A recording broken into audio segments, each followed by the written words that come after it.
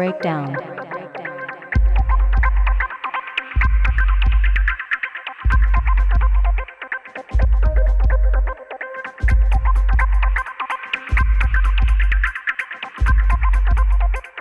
Breakdown hook.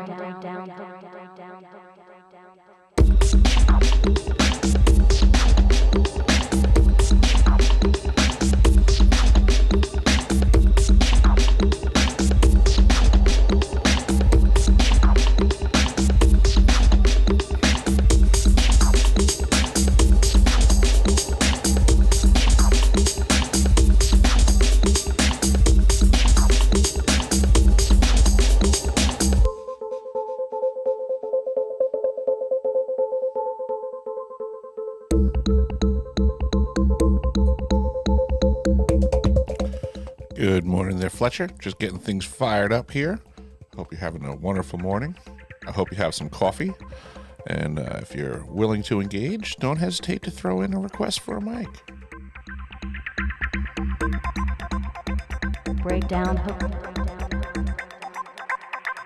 Instrumental section.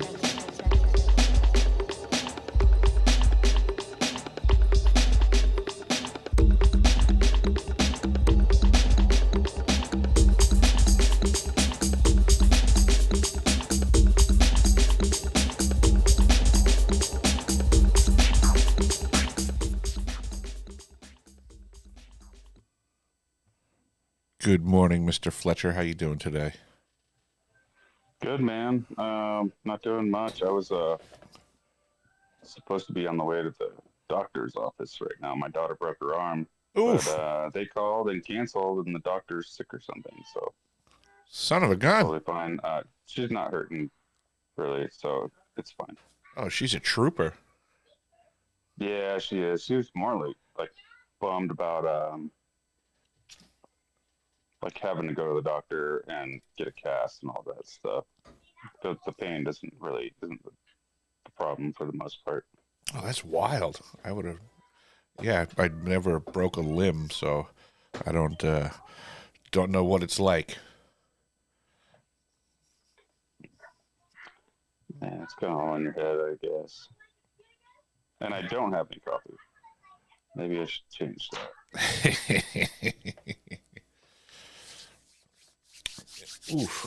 Yeah, it's temperature dropped here again. We're down to minus 15 this morning. A bit brisk out.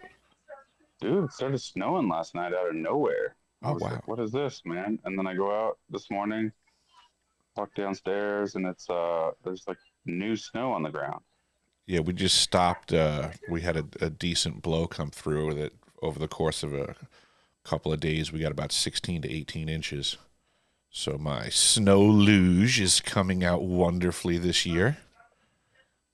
Well, how cold did you say it was? Minus 15. Oh, that's pretty cold. Yeah, Are it's you brisk. interior? No. I'm on the coast. I'm in Anchorage. Oh, okay. Yeah, interior is much That's cold. colder. They're probably minus 40, minus 50, I gather. Yeah, it's been cold. There was some cold thing that happened yesterday that sparked my brain, but I can't remember what it was. They already wiped it out of your head. That's why. Well, I pay pretty close attention to the weather, and I'm going on a 10-day surfing, fishing, spearfishing, camping trip in Mexico. Nice. So I'm hoping I'm kind of like praying to the weather for the some good waves, man. That's what we want. Oh, hell yeah. I'll keep my fingers crossed for you. I thought I felt yesterday the weather kind of turning back on. I don't remember what it was, but it was like seemed like there was some activity in the atmosphere. I don't remember exactly what the thing was, but I'm hoping that there's some waves when we go down there because we want to go to the good like point breaks that are way out in the middle of nowhere that nobody ever goes to, but they need a good sized swell to work. So otherwise we're going to just be at the fish camp, you know? Mm-hmm. Any particular fish that you're targeting to get? Well, we get these mostly we get them out of the rocks. It depends. I mean, if it's real flat, we'll go paddle out on on surfboards way out, like, I don't know, half a mile out into the ocean and do like a kelp patty and dive around out there. But mostly we just use fishing poles off the shore, and we're like out there on the rocks, like sometimes even in your wetsuit and everything. Like, and you got to get the fishing gear, the tackle, and whatever you're using, which is, we've got different things that we use. What kind of fish are you going for, though? Yeah, mostly we're catching rockfish. Oh, okay. Sometimes these perch, opali perch, kind of stuff like that. But like the sapo, like we got these ones that the local fishermen at the fish camp, they're like, oh yeah, that's a sapo. And I think it's like a lingcod. Basically, it looks a lot like a lingcod. The only difference really is that it doesn't have the gnarly teeth that a lingcod does. Okay. And then we catch, like, there's these orange ones that are rockfish. Lots of rockfish, man. Mm-hmm. How big are those suckers? We're fishing in the rocks, and we're getting the bait into the caves. So like, what I do, I really like doing this, man. You can use lead weights. I talked to the local Mexican fishermen. They pulled up and they were like, yeah, dude, just get a big weight on there and throw that thing out. Mm-hmm. And when I say big, I mean, he got a bolt, like a 3/4 inch by like 3-inch, 3.5-inch bolt, and tied my fishing line around it and said, here you go. I think I didn't reel it in fast enough. I got that thing stuck almost instantly in the reef. But what I'd like to do is we use small hooks.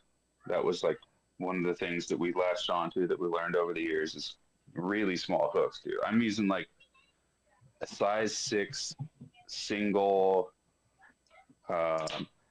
size 6 freshwater single hook, basically, is what I'm using. Which is tiny, man. Like really just enough hook to get around its lip bone. Small ass hooks, and then I take a chunk of seashell.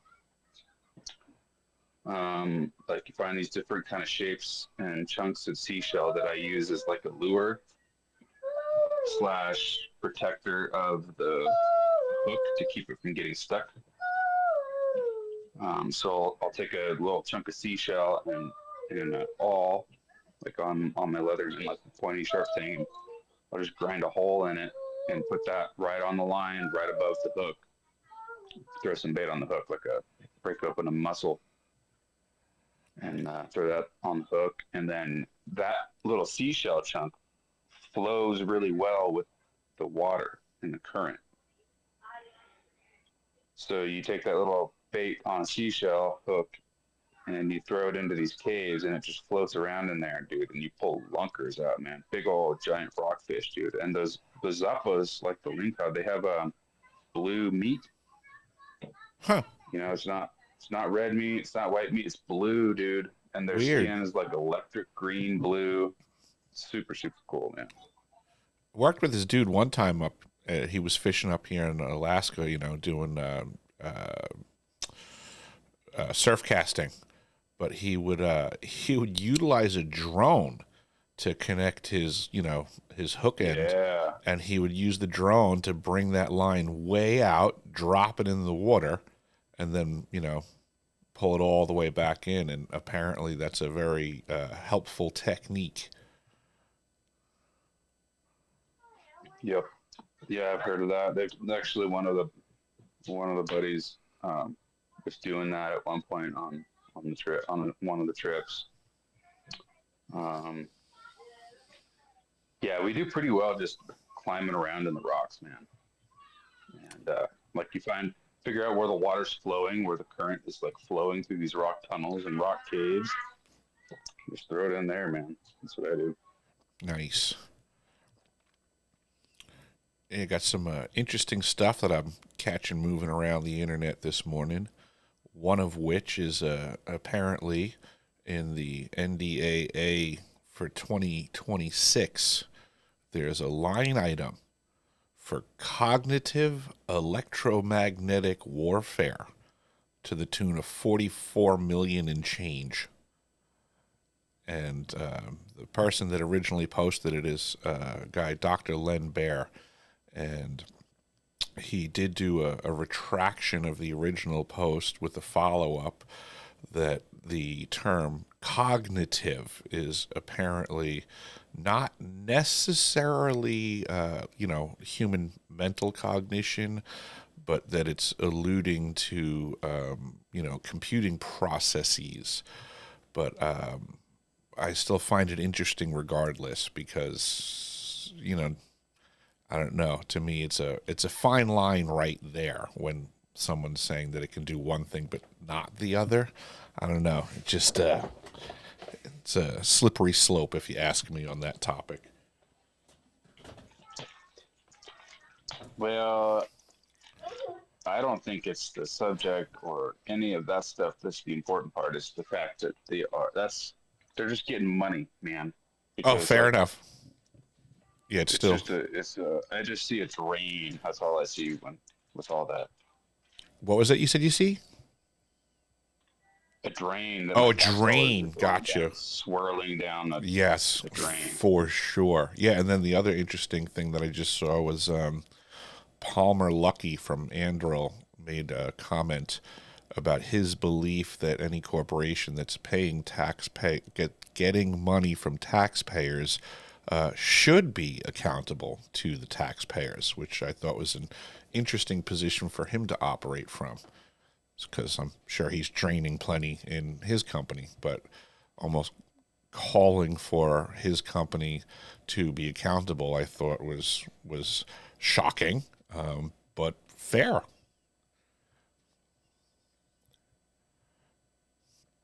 A lot of companies seem to get away with murder in a figurative and potentially literal sense, and we're funding it, and we can't FOIA them. So to me, it's very concerning when my monies are being spent on things. It's like it makes me think of like taxation without representation, or spending without oversight.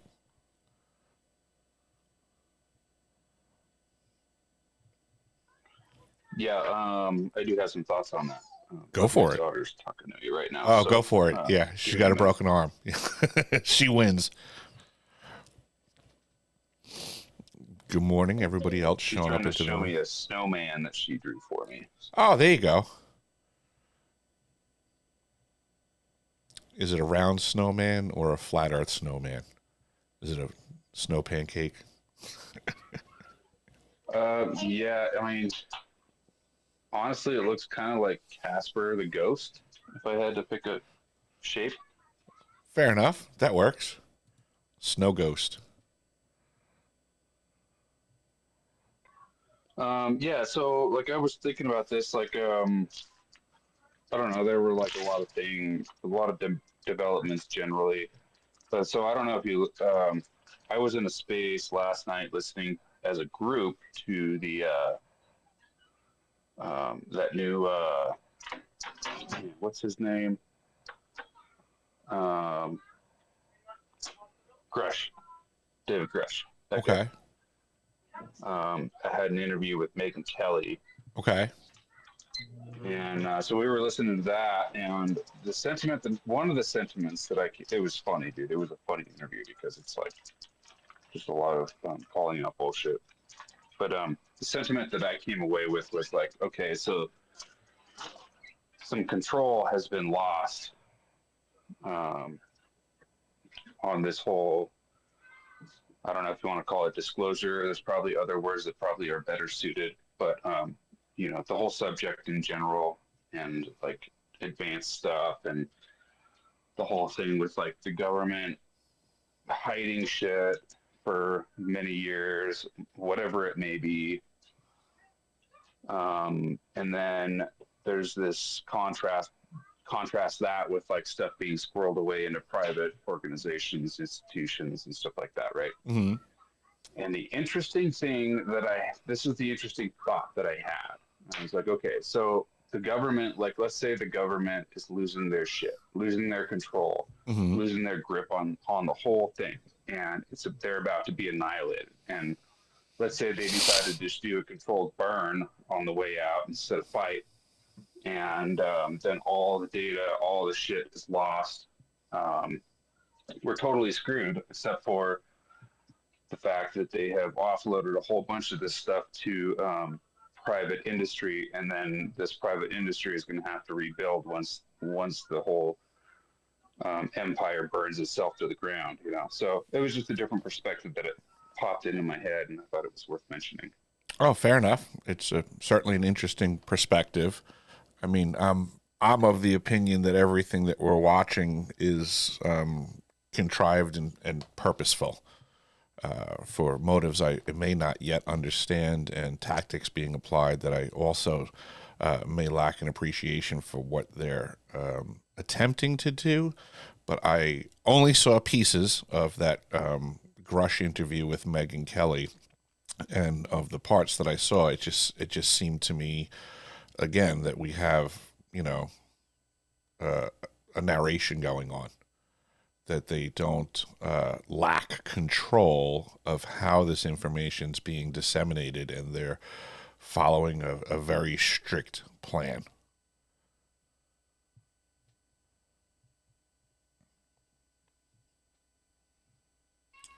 Yeah, it's possible. I mean, I don't really know, man. I just find it interesting. But I mean, I do like Grush better than any of these other guys, man. And the way that, and also, like, you got to look at the zeitgeist. I've never used that word actually, but I mean, it's appropriate time. And, like the public sentiment and just the tone, because I mean, it's Grush and Megyn Kelly, right? And Megyn Kelly is kind of a household name, I guess, almost, right? You could say. Fair enough. And she's passionate about some things, but it's also really interesting to hear her level of passion when talking to Grush. Like, what the fuck is this, man? Like, so I think, I pay attention to things like that more. People's enthusiasm and who that is like been around and out there. The other thing that it was in Paul's space. The other thing that he played was a interview of Tim Allen, Home Improvement, kind of Okay. shit. And it sounded like Bill Maher. It sounded like Tim Allen and Bill Maher, and he was going into all kinds of stuff. And so I find it interesting to total experiences type of stuff, not just the shit I heard somewhere. That's the thing that weirds me out with Grush, is as accurate as the information may or may not be that he's putting out, he, from my experience and observations, he's putting other people's information out. So what I saw with the Clapper thing and fingering him for being, top dog in a program, I mean, that's technically Grush. It looks, my experience is Grush is gathering information from many sources and then somehow operating with the team that's deciding how that information gets released. That's what I saw with the Clapper stuff. I'm kind of loosely familiar with Gene's information and the Russian information, and that seems to have been kind of commandeered from Gene and repackaged and distributed. And then also with my own experiences, having had Grush reach out to me also, and then having aspects of my experiences from my perspective obviously redistributed by others under the pretense that it was other people's information.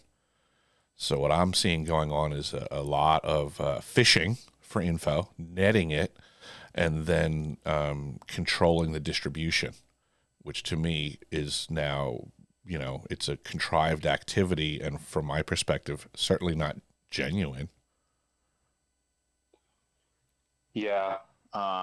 Yeah, I understand what you're saying. Um, that's part of the problem. It's like you know, when you're dealing with a whole nest of,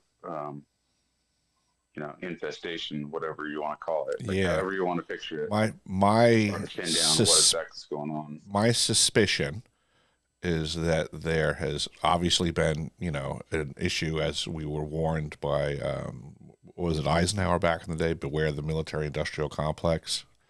So I suspect that, as you mentioned earlier, is that, you know, things are brewing to a point that the information has to get out, and people are aware of that. It will get out, you know, whether they wanted it to or not. It's coming to that point. Everybody's aware. But my belief is the corporations are trying to limit their liability, and they are working through with the government to run like interference for them. You know, this is where that whole conversation of, you know, amnesty is being brought up, you know, Yeah, under the I'm sure they pretense. are on some level, Yeah, you for know, sure. nobody's fighting truly But for the express purpose of amnesty for the whistleblowers. They're selling it in that capacity to get amnesty for the corporations.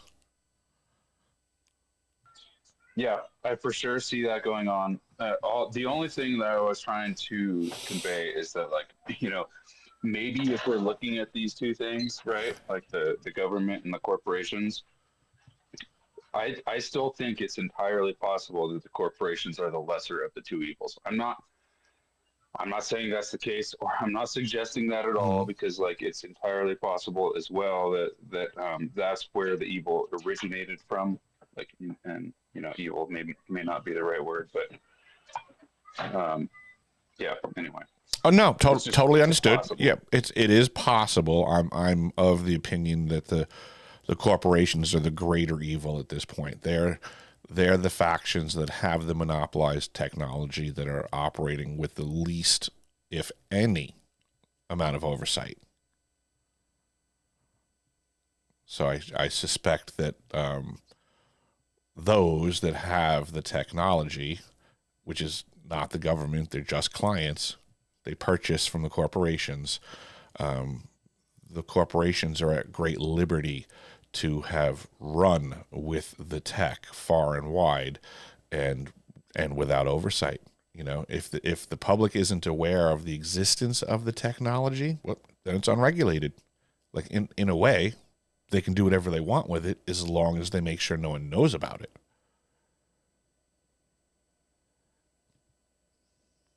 And then they market to the governments, the militaries of the world, a lesser product line. They can absolutely be the power players on a level that we may find out in the not too distant future to be extremely shocking. The disparity between the tech that is existing in the hands of a minority versus what's being sold to the majority.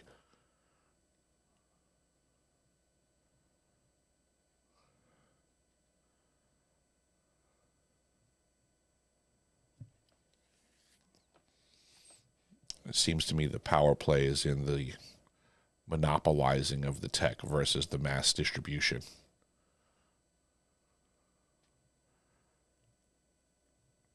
I mean, if I had guns and everybody else had spears and I'm a gun manufacturer, do I really consider making my money off of selling the guns to the spear holders? Or do I monopolize the technology of guns and use it against the spear holders?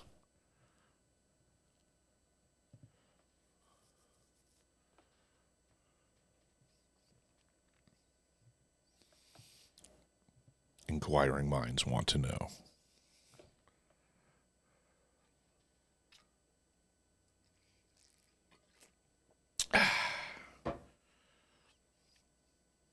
sips coffee, smiles. I still have no copy. Oh, you are so unprepared for coffee talk. It can be tea talk, technically. Or water. Stay hydrated.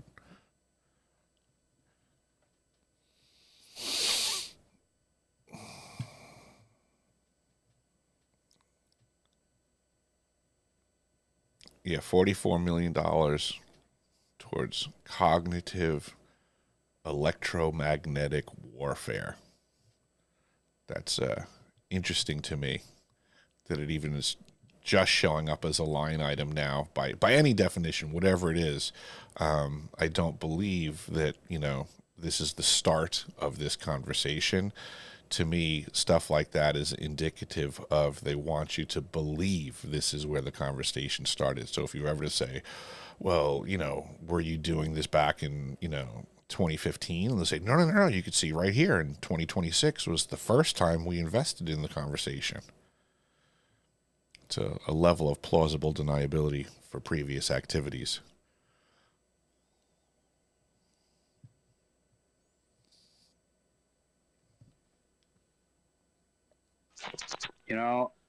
A weird one.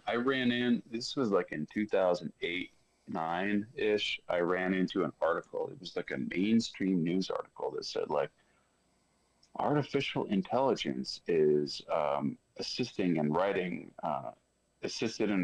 the most recent congressional bill. I only saw one article and it disappeared, man. I've never been able to find any information on that since. Mm-hmm. And how else do you think they're getting a 2,500 page bill written in 12 hours? Like, the fuck are we talking about here? Yeah, maybe somebody reads it. That's about as good as we can get. Yeah, that one kills me too when we talk about the size of this stuff and who's reading what before they approve it. Yeah, exactly. Do we expect our lazy politicians are reading these, 15,000 page legislation instruments? They're going to what? They're going to grok it? Grok, tell me what this document means. Oh, good morning, Mr. Sticko. I see you got your hand up there. Come on in. Hey, good morning. I was just getting myself all prepared. I've about 3/4 finished my first cup of coffee, so I'm getting properly fired up now for the day. Wanted to just ask on that, Eric. Have you found any evidence? So this, and I'm assuming this appears as a new line item in 2026. Have you found any previous research that would align with this budget item that seemed to have happened in years past and then disappeared and it's now reemerging? Or is it purely sort of a new line item? Well, I think we would get into a debate of terminology. But if we were to focus on like the concepts and ideas behind the science and the research, I would say yes, absolutely. And I would point people in the direction of SRI, Stanford Research Institute, and the CIA's website, the FOIA request section, the CREST paperwork, if I remember correctly. And on the early end, this is, what I've been telling folks is that, what I would have said, what I was referring to, consciousness studies, and I would say that would be the synonym here with cognitive. So we can look back. You got Hal Puthoff was involved with that stuff, and here he is now from back in the early '80s. Working with SRI and the consciousness studies. Now he's at the forefront of some of the more amazing technologies. And what I would say are, directed energy weapons working on the cognitive level, whereas back then they were learning about it from the conscious level. So, yeah, there is documentation where we can question the words being moved around from decade to decade. But it certainly begs the question of asking these people that, are still alive, to give specifics. One of the things that always concerned me with the SRI consciousness studies from the early 80s, which is available in the paperwork, was that they were experimenting on children. And also in the paperwork, it states very clearly that sometimes the subjects were knowing, sometimes they were unknowing that they were involved in the experimentation. So this is really shady shit. And have you found any of it compared to your own timeline of when you started speaking out and providing information? How much of what's being done since then seems to reflect those things that you've brought forward? And, are they sort of repackaged versions of that, do you think?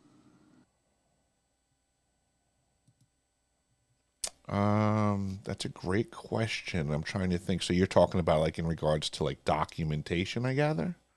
Yeah, so in the similar experience, it's like once you've brought stuff forward, now all of the sudden there seems to be more interest and more specifics that you see emerging either from the declassified space or in this new research. I guess unfortunately, Gene, not really. I think this is the verboten topic. Is that that directed energy weapons, the highly advanced technologies that are being monopolized and wielded by many factions without any oversight, right? I believe that activity is going on, and instead of it being brought to light, what we're getting is the corporate runarounds where they have manufactured a very effective circus to cover up those activities under the umbrella term and activities of UFO and UAP activity and disclosure. They're trying to make it out like one is the topic that we should all be focused on, and the other one is, pseudoscience, fake, fringe, off the wall. Who would do that, Gene? Who would experiment on the minds of children for the purposes of eventually having mass control over everybody? That's a terrible thing. How do you say such a thing? Did I mention I saw a UFO? Right. And then you think it also, in a sense, gets better hidden behind the corporate IP, intellectual property firewalls, to prevent those details from emerging eventually. Absolutely. That's totally being taken advantage of. That dynamic is absolutely being taken advantage of, for sure.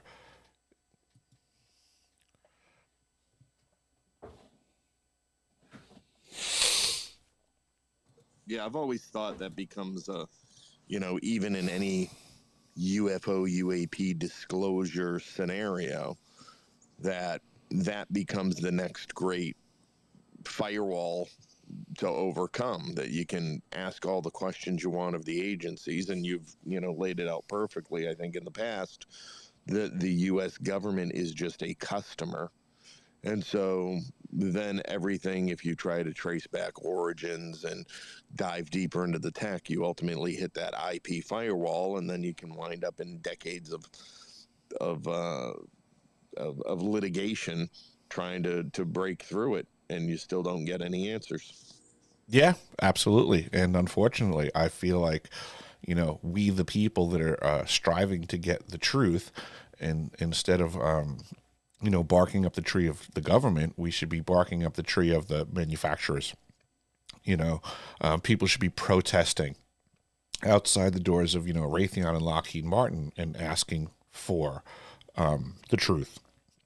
People should be finding out who sits on the boards and pressuring them, whether through letters, phone calls, whatever is, legal, civil disobedience, so to say, to apply pressure, similar to, boycotts of the past, or, you know, I think of lots of times, you know, there were times in the past where people go after, you know, the revenue stream by boycotting the product lines and saying, you know, we're not going to do business with the people that you associate with. So, you know, we don't know who sits on the board at Raytheon. I should say, I don't know who sits on the board at Raytheon. Does anybody else know? And, you know, No, I can mean, pressure be applied? the way that I handle that perspective usually, like, so I have a friend, right, and he is retired colonel,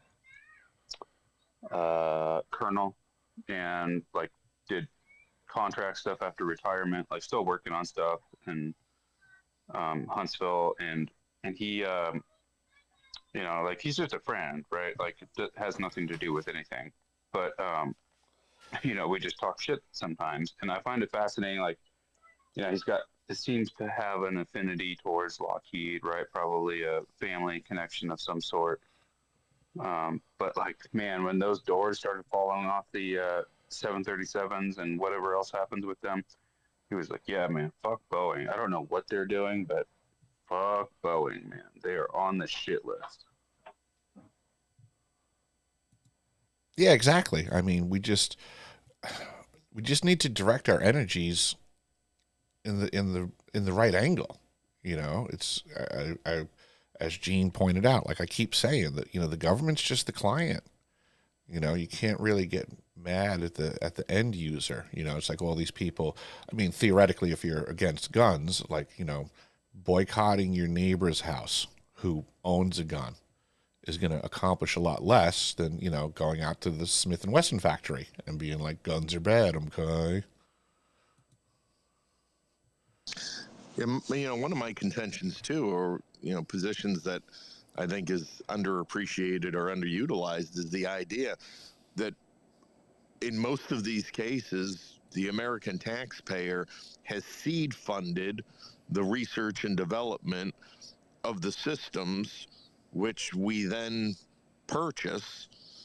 And it's, you know, and where's the return on investment for the American taxpayer? Absolutely. I would agree with that 1,000%, right? Excuse me. It's easy to see that we've provided the monies to have military planes that fly at, you know, who the hell knows at this point, Mach 12 and higher, right? But the FAA regulates the maximum speed for commercial air traffic to fly at.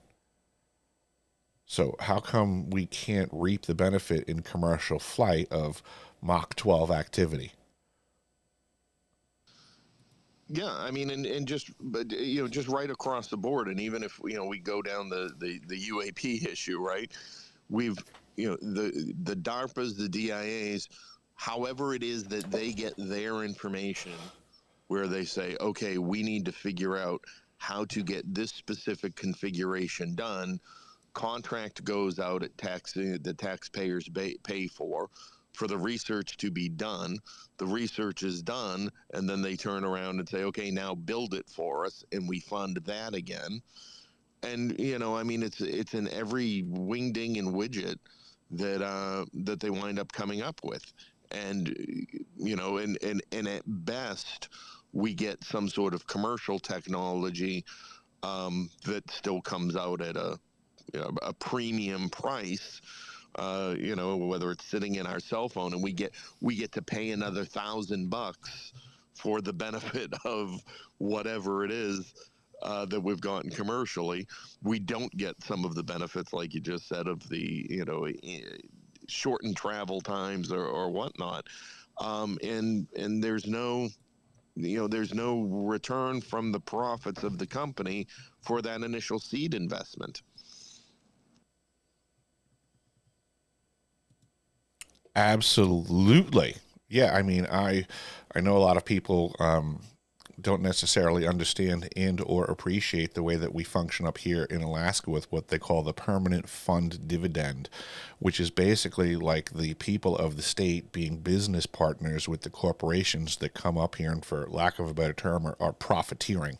So at least the people get a percentage of that, albeit I would say an unfair percentage, But the whole country should be run like that. I mean, it's a corporation. We pay taxes, right, into a company that we don't get dividends on. Imagine how insane that would be if you bought stock in a company. You never got a return on the stock purchase in like a dividend capacity. You can't sell the stock, but every year the company's like, by the way, you have to give us more money. Like it's total insanity. All of these exchanges should be functioning differently so that, you know, we, the people of the nation, right? Technically, all of these resources are ours collectively. And if a company wants to come in and do business with us, the exchange rate should be very different.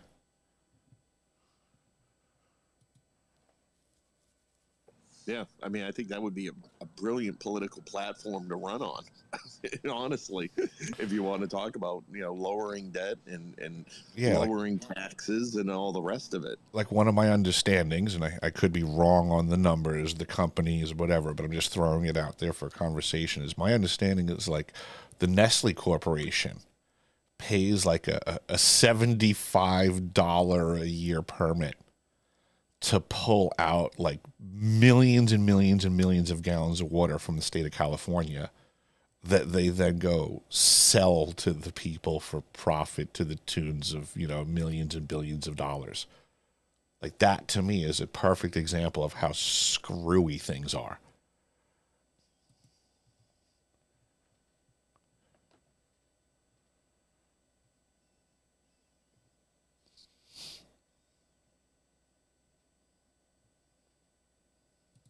I'm just looking. There is now a post that, let's see, this was put. Okay, so in the Nest, Carolyn Hikergal queried perplexity, and now there is a list of the board members of Raytheon, now called RTX. So now we know. Thank you, Carolyn Hikergal. Good use of your energy. Yeah, so we got Leanne G. Carrot, Bernard A. Harris Jr., George R. Oliver, Ellen M. Palikowski, Denise L. Ramos, Frederick G. Reynolds, M. Brian G. Rogers, James A. Sandy Winfield Jr., Robert O. Work. That's the board members, folks. Raytheon, a wonderful company. I've referred to them previously as the devil incarnate in corporate form.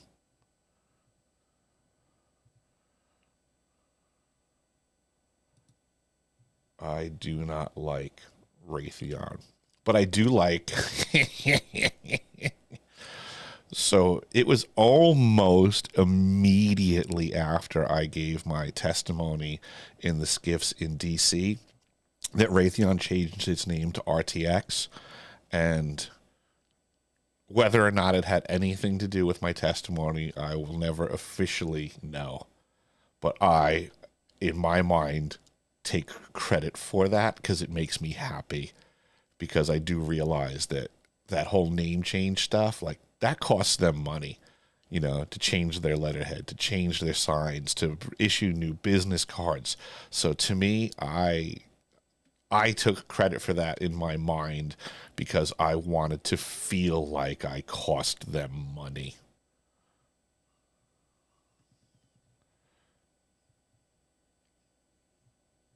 For the record, fuck Raytheon, fuck RTX, and fuck those board members. Yeah, I ran into a situation. I was a contractor to a large global security company. I was an advisor in there, and one of the president of that company, in a sort of, you know, power play, he called me in the office. He was like, "Do you want my job?" I'm like, "No, I don't want your job. You know, I'm not looking to take a pay cut, thanks." Because I had taken clients to lunch, and that was sort of his thing, he thought. And so it essentially screwed me out of $5,000, right? And I was like, all right, you don't want to pay the thing. You don't like this, that, and the other. No worries. I will, you can go fuck yourself and I'm done doing business with you. And subsequently down the road, consulting into other companies, I think I got somewhere, I made them lose somewhere in the range of $5 million in business. Now, they don't know it was directly me, but I had a great sense of moral satisfaction knowing that that $5,000 cost them $5 million in the long run. Oh yeah, that's called "Damn the Man," Gene. makes me happy when that stuff happens.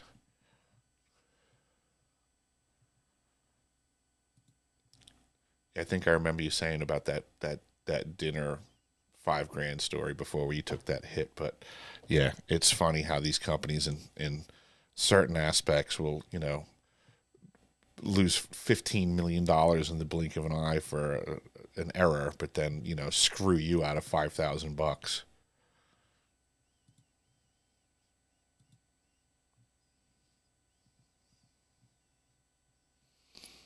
And they do it thinking that they somehow have the upper hand. That's the amazing thing in the mindset.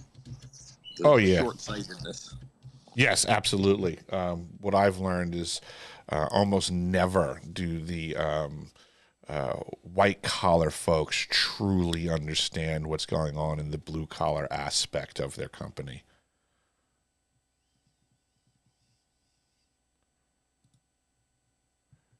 Like for what I do in the remote maintenance world,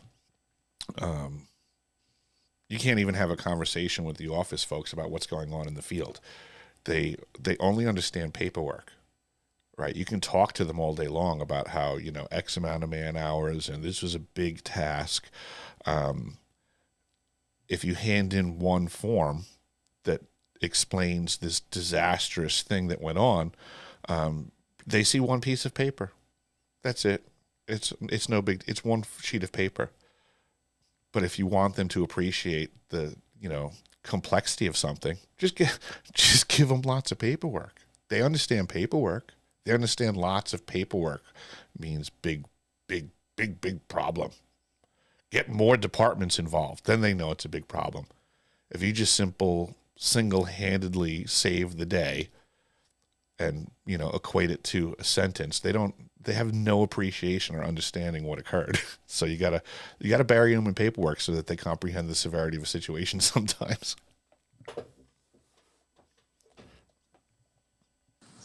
Yeah, I love that. Just saying the white collar, not appreciating the blue collar, and it just reminded me of one of the first oil companies I worked inside. The CEO was purely a finance guy, so he didn't come out of the industry itself. He was the CEO because he understood the mechanics of the investor relations and things. And then we went out to the field in West Virginia, and he wanted to have lunch with the boys, with the Roughnecks and everything. And so that was all organized, and we went to a diner, and they're going around the table, and they started with him relatively early on. And he's like, yeah, I'll have the chicken fried steak with that white sauce that comes on it. Everybody had a quite chuckle under their breath that he didn't know he didn't know the proper terminology, the sausage gravy, and Mm-hmm. but he was trying to be one of the boys still. There you go. I see we got Jean-Philippe here with his hand up. Come on in, sir. Yeah. Hi, Eric. Nice to be in your space. Thanks for hosting. Thanks for having me up. You got it. So very, very cool that you have these spaces. And this is my first one, the Cawffee Talk, I believe. So I just have a couple of questions, and for Gene, if you don't mind. Go for it. Okay. So the first one is, does Gene has Gene ever interacted with Tim Ventura, who organizes the APEC talks for basically exotic propulsion tech development? I'm assuming you might be familiar with it. Yeah, so actually, Tim's one of the first major platforms I was able to get on very kindly, and it was quite the intimidating experience not being a scientist myself to be in there with all those brilliant minds. But it was very helpful in so much as I made some good contacts and people who reached to help out. And yeah, so he was right there at the beginning. He actually called the works terrifying. So I like to use that quote. Terrifying? Terrifying. He said it's hundreds of pages of this Russian Oh, reverse engineering, and quite frankly, it's terrifying. It's like, all right, well, that sounds I'll awesome. take it. I really want to get your is your book available? Yeah, it's Eric, forgive me for the plug. It's engineeringinfinitybook.com, and from there you can actually there's a PDF version of it, which is in a flip book. There's another link, which is a more structured, archival type link that breaks down each one of the works, summarizes them, and whatnot. And yeah, for the real techno geeks who want to jump into it and own it, you can download the PDF of it, or there's a hard copy for anyone who likes to just either have it or wants to mark it all up themselves in their own work. Cool, great, thanks. And I just have another question on, I guess, different topic. So you said you were associated with the oil industry with Shell. Is that possible?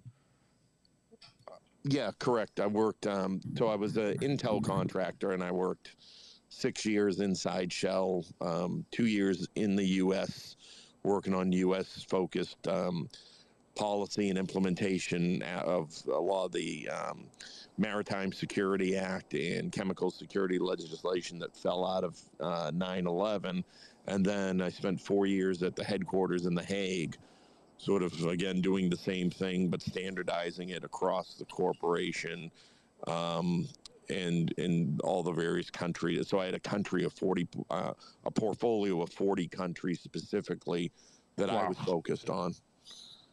So I have one specific question pertaining to that, and so I read a little bit about. This is a few years ago, but I read a little bit about some of what was going on in Nigeria, like, and there was some basically, I guess you could call them pirates, but like, what's your take? That it seemed like they were boarding ships. Now this is going back, I guess, several years, but what I read is, part of it was that, it was in part maybe a protest. I don't know if that's true or not, in the sense that they felt that they were being cheated by some of the deals that were going on with oil, with the oil industry and the government and whatever. Do you have a take on? I don't know if you know what I'm talking about. I'm assuming. I am super intimately familiar with it, and I'm actually a whistleblower against Shell in a case that was brought by one of the Nigerian communities before the courts in the United Kingdom, and it ultimately wound up going to the UK Supreme Court for the decision on whether the case could be heard in the UK. So, the situation goes back decades, and the real precipice of the militant operations began after the government executed a major activist named Ken Saro-Wiwa, who had spoken out against Shell and was starting to lead this. And the government ultimately, found him convicted of a series of crimes and executed him. The activity that you're talking about, the piracy, so it was actually a militant movement that was called MEND. The what the hell was the M word? Militants for the Emancipation of the Niger Delta. And so that was a major group that would attack Shell assets throughout the Niger Delta. They would kidnap expats, employees, and hold them for ransom. And essentially, the move, what they were working towards, was that Shell would make direct payments to the communities in which they operated, because paying the central government never trickled down, and was tied up in various degrees of corruption along the way. Shell's position was, it is the government that gives us the license to operate and contracts us. We cannot, therefore, pay somebody otherwise. There were also activities like, whether it was the militant groups or the communities themselves, would sabotage the infrastructure, causing causing damage and oil spills, but would not permit Shell to enter the communities to fix any of it until they paid a fee or a fine of some kind, which Shell saw as, well, then we're just sort of being extorted into doing that. But in the same way, once the incident occurred, then the community or the group that caused it would then run to Amnesty International and all the environmental activist groups and say, look how awful Shell is. Their infrastructure shit, and it broke down. It caused an oil spill, and now we can't fish, and now we can't make an income, and they refuse to come in here and fix it.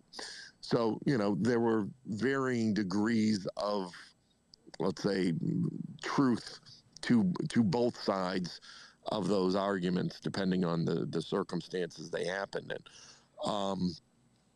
So it's been a decades long fight over there, where Shell had to hire, and the government had to create a special security force. They called it the supernumerary or the spy police, that was part of protecting it. The company invested in providing armored ships to try and counter some of the water-based attacks that were occurring at facilities.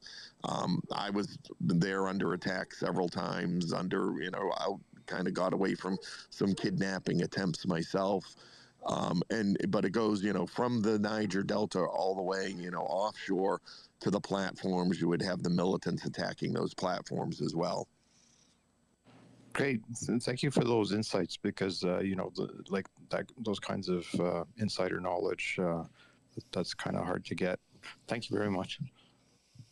Yeah, my pleasure. And, it was funny. I would get involved too in the, negotiations once somebody was kidnapped.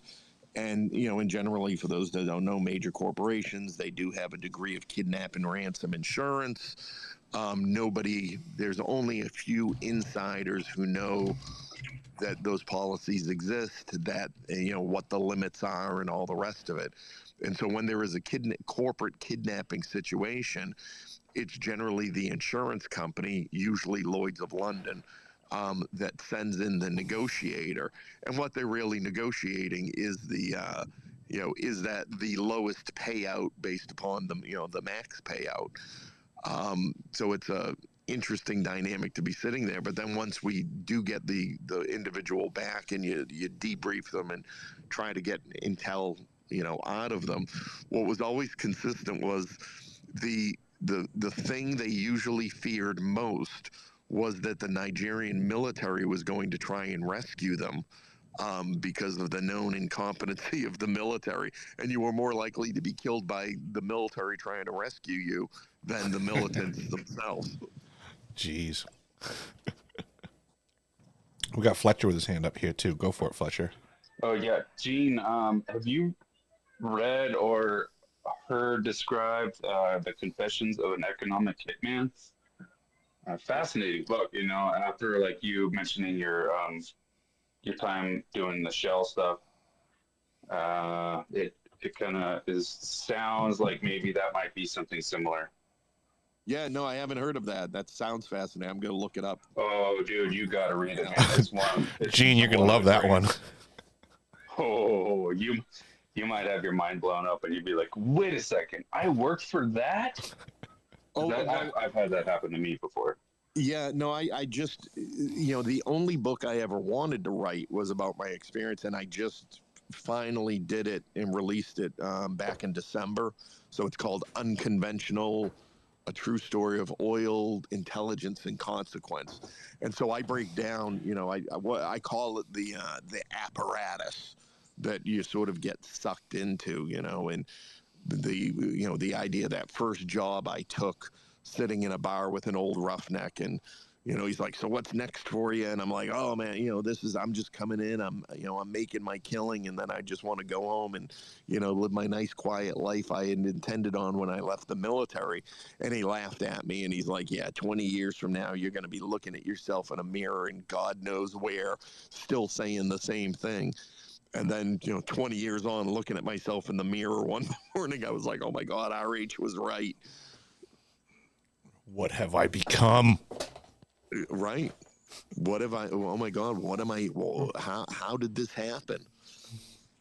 So, yeah, that's my retrospective. I want to give you all that. What I want to do is give you a rundown on that book, man, because it's so profound, dude. That book, I'm sure Eric could do it, but it is institutional, like on a massive scale, dude. Institutional global economics. It fits in nicely with Whitney Webb's One Nation Under Blackmail.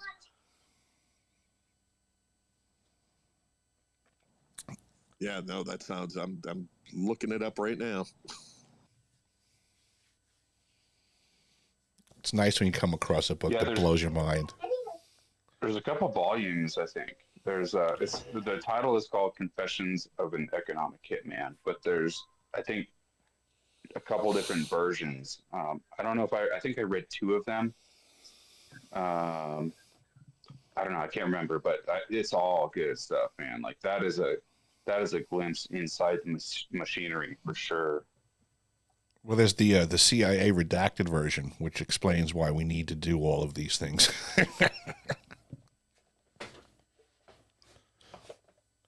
Well, that's the thing is I say, when I look back at my younger, more ideological self, patriotic self, right? I'm thinking I'm doing God and country's work right here. We're in these countries, my God, if we weren't here, it would be the Russians and Chinese committing all sorts of human rights offenses. And so, yeah, we've got to project this power. We've got to secure these resources, not only for the stability of the United States, but to help these communities lift themselves up.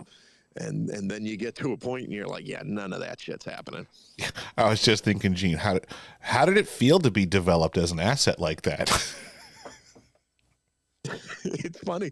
It literally took me about 5 years before it finally hit.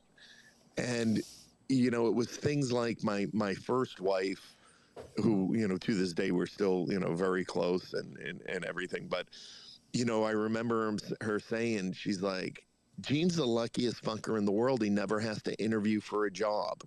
And, these 6-figure international jobs just drop in his lap.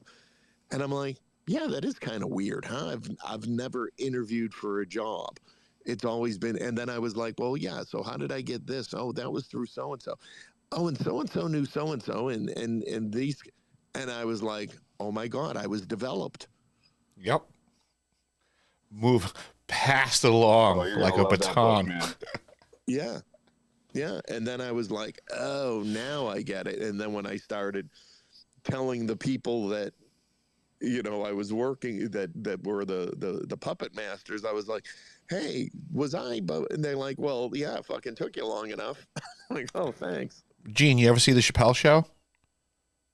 Dave Chappelle? Yeah, on and off, yeah. You know the crackhead character that he has, Tyrone Biggums? Yeah. So in that same vein, Gene, hey, Gene, you got any more of them 6-figure international jobs? Right.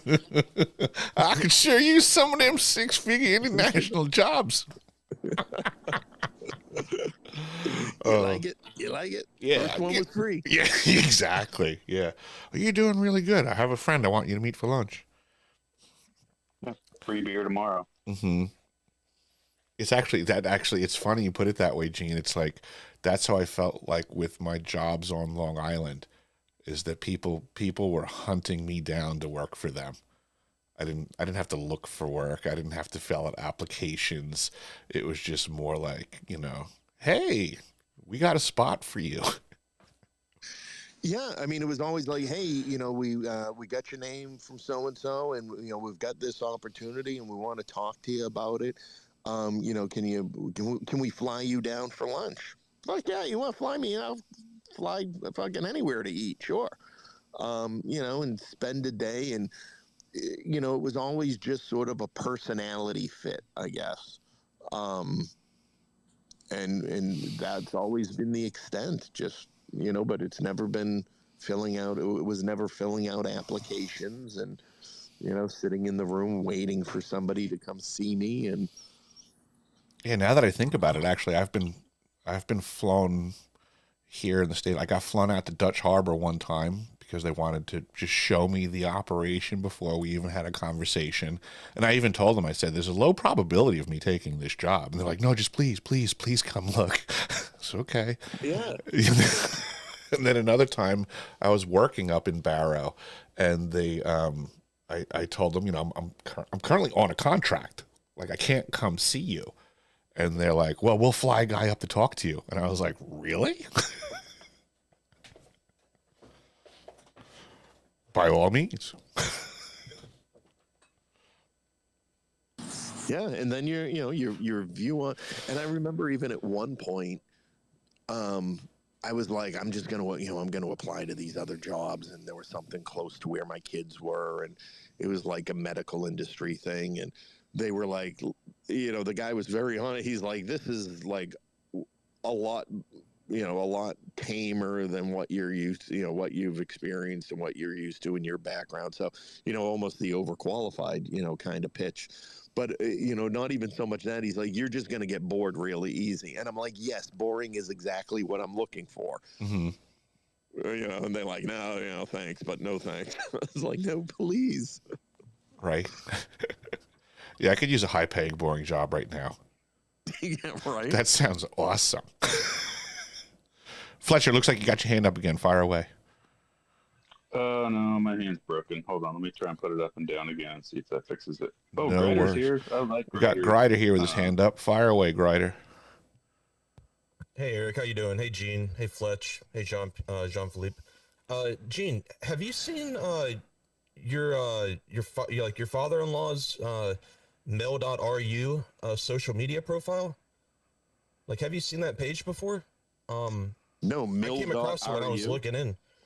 Yeah. It's your grandfather, or not your grandfather, your father-in-law's social media profile, like the Russian Facebook almost is what it is.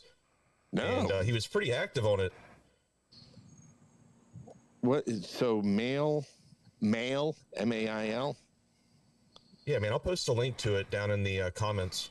Yeah. But yeah, I mean, heck, I was doing some searching around last night when I was listening to you talk, and search, like I was searching the name, and then I found like a variation of it, and then I searched again, and it came up like under mail.ru when I searched on Yandex, which is like the Russian Google.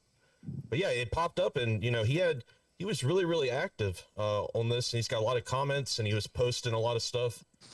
He was, a member of a lot of groups that had to do with science and stuff, and he was active in those. Yeah, it's pretty cool. So I'll post a link down in the nest. Yeah, thank you. Yeah, it's funny because I've tried doing that, and even doing it in Cyrillic, and I've never found those connections. That's awesome.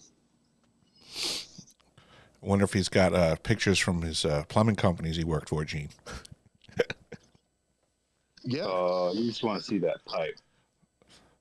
Well, it's fascinating to me, the plumbing aspect of Gene's father-in-law's story, and then even the images that Gene and I discussed, and it was it's wacky, man. A lot of this stuff, the high-tech stuff, is rather mechanical.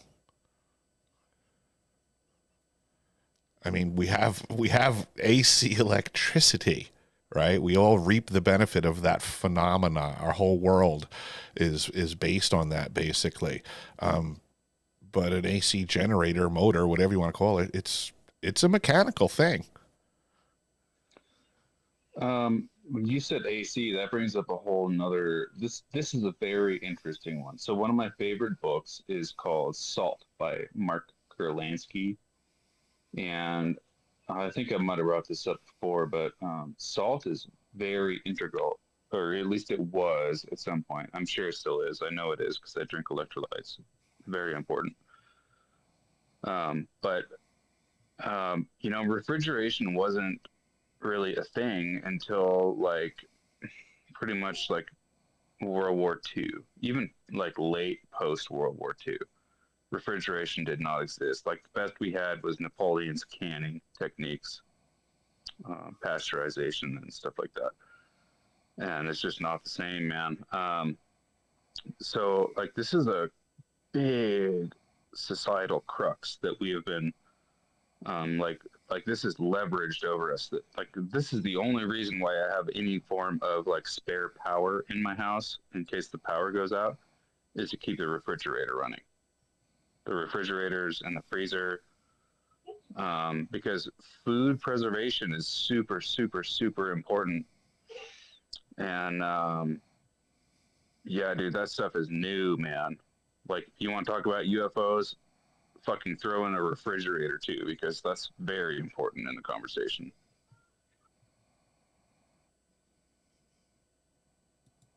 Mechanical stuff. I mean, it's people.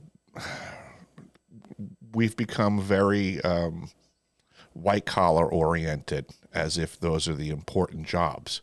But the facts of the matter is we'd be lost without the trade craft.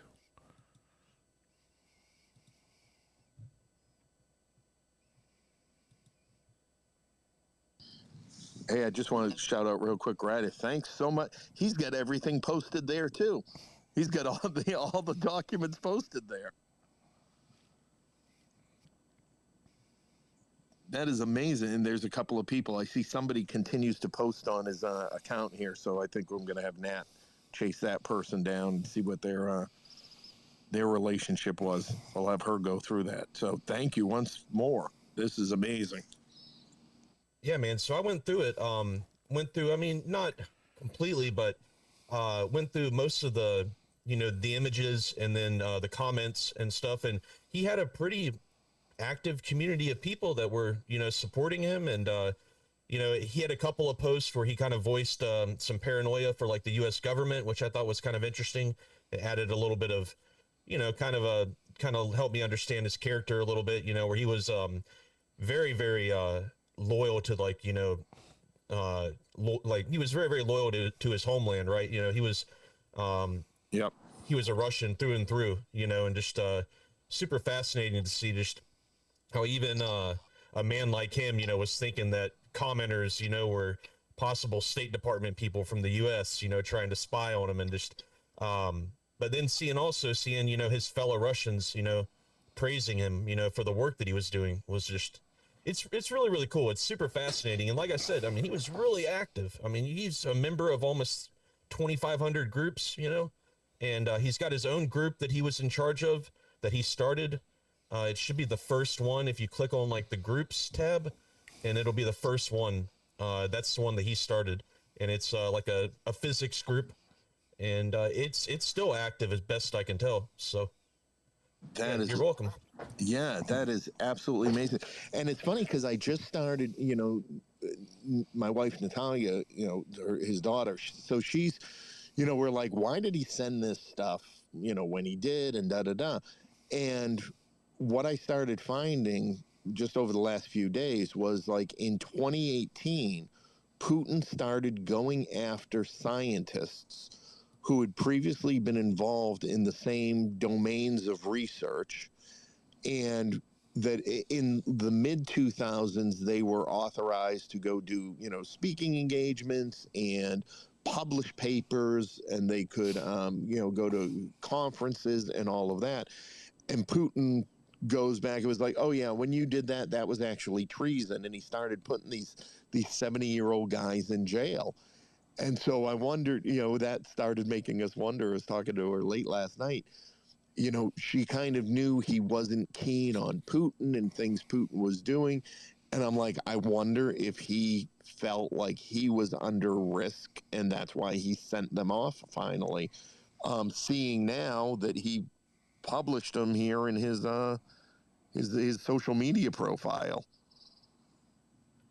Yeah, so if you check under the videos tab, a lot of the videos that he liked, I think that's what it is, or maybe that he posted himself. But if you look under the videos tab, the videos that he has, that he has viewed or that he has posted, they're mostly kind of nostalgic videos, like nostalgia for the old, Soviet Russia, right? It's kind of lamenting the way that Russia's going downhill since Putin took over. So yeah, there's a lot of videos like that. There's a lot of UFO videos in that videos tab too, which I found, was pretty cool. And there's a couple of documentaries in there that are English, voiced, and it's just got the subtitles in Russian, but some cool stuff, man. Well, again, thank you, Eric. Sorry to occupy the subject here. No, this is fantastic. I tip my hat to Grider for doing some great research as usual. So this is fantastic. This is what Coffee Talk is all about. People bringing their brains together and helping each other out. So I'm sure. I mean, Gene I can only imagine how stoked he is right now. I know what Gene's doing this weekend.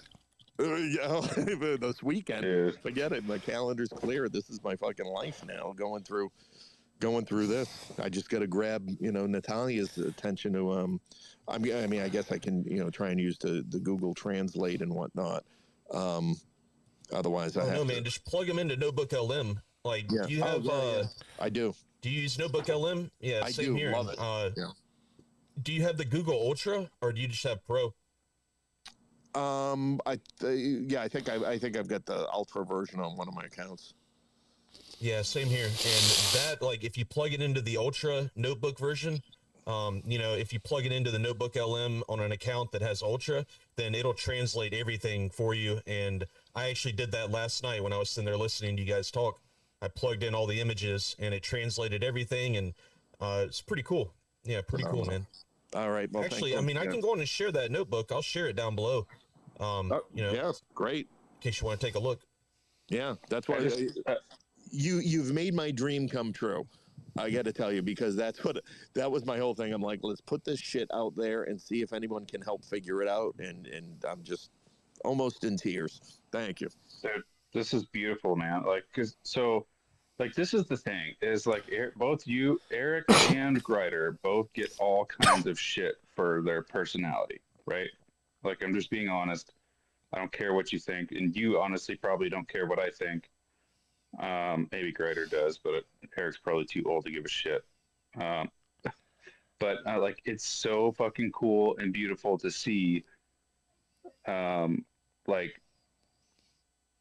people that are actually working and doing the shit and trying to do something that have people talk shit on you guys for your personality, and it's like, I don't give a fuck about their personality, man. Like, all I care about is what they're doing, right? It's important. Like, you've changed this guy's life in an instant, dude. Like, that's why spaces are cool, because all of a sudden Gene's here and he's about to cry tears of happiness, like ancestor memory. It's good fucking shit, man. And I applaud you guys for doing the things that you do. So you are loved. Thanks, Fletcher. And, I've said it before to Eric, we always have there's this saying about the East Coast of the U.S. versus the West, that in the West Coast, people are kind but not nice. And on the East Coast, we are nice but not kind.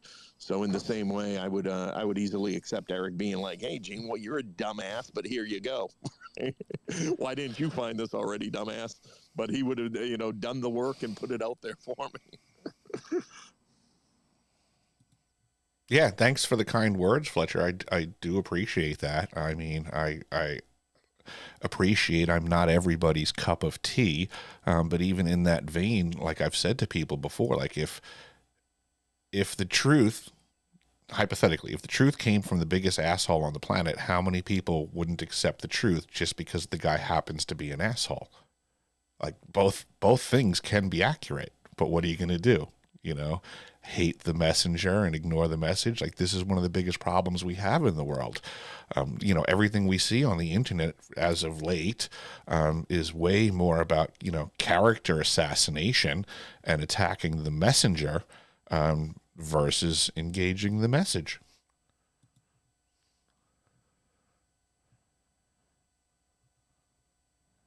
Yeah, thank you guys for your hard work, dude. Grider really pulled one off recently, man. I don't know what he's been on, but whatever it is, like, fucking keep going, Grider.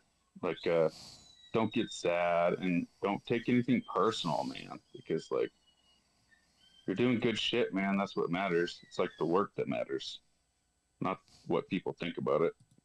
Totally can appreciate that. I, like, again, tradesman through and through on my end. As long as someone's getting the fucking work done and doing great work, the way I look at it is like, even if the guy's the biggest asshole on the planet, I have to suffer him. Like, it's okay. He's allowed to be an a-hole if he's banging out great work.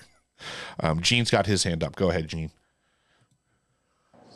No, sorry, I don't have my hand up. I'm actually sitting I'm outside. Oh, there's two Genes. No, he meant the other Gene. Jeez, Gene, you're not the only Gene in the world, Gene. I thought it's John. Oh, all right. Yeah. My error. Jean. Sorry. Right.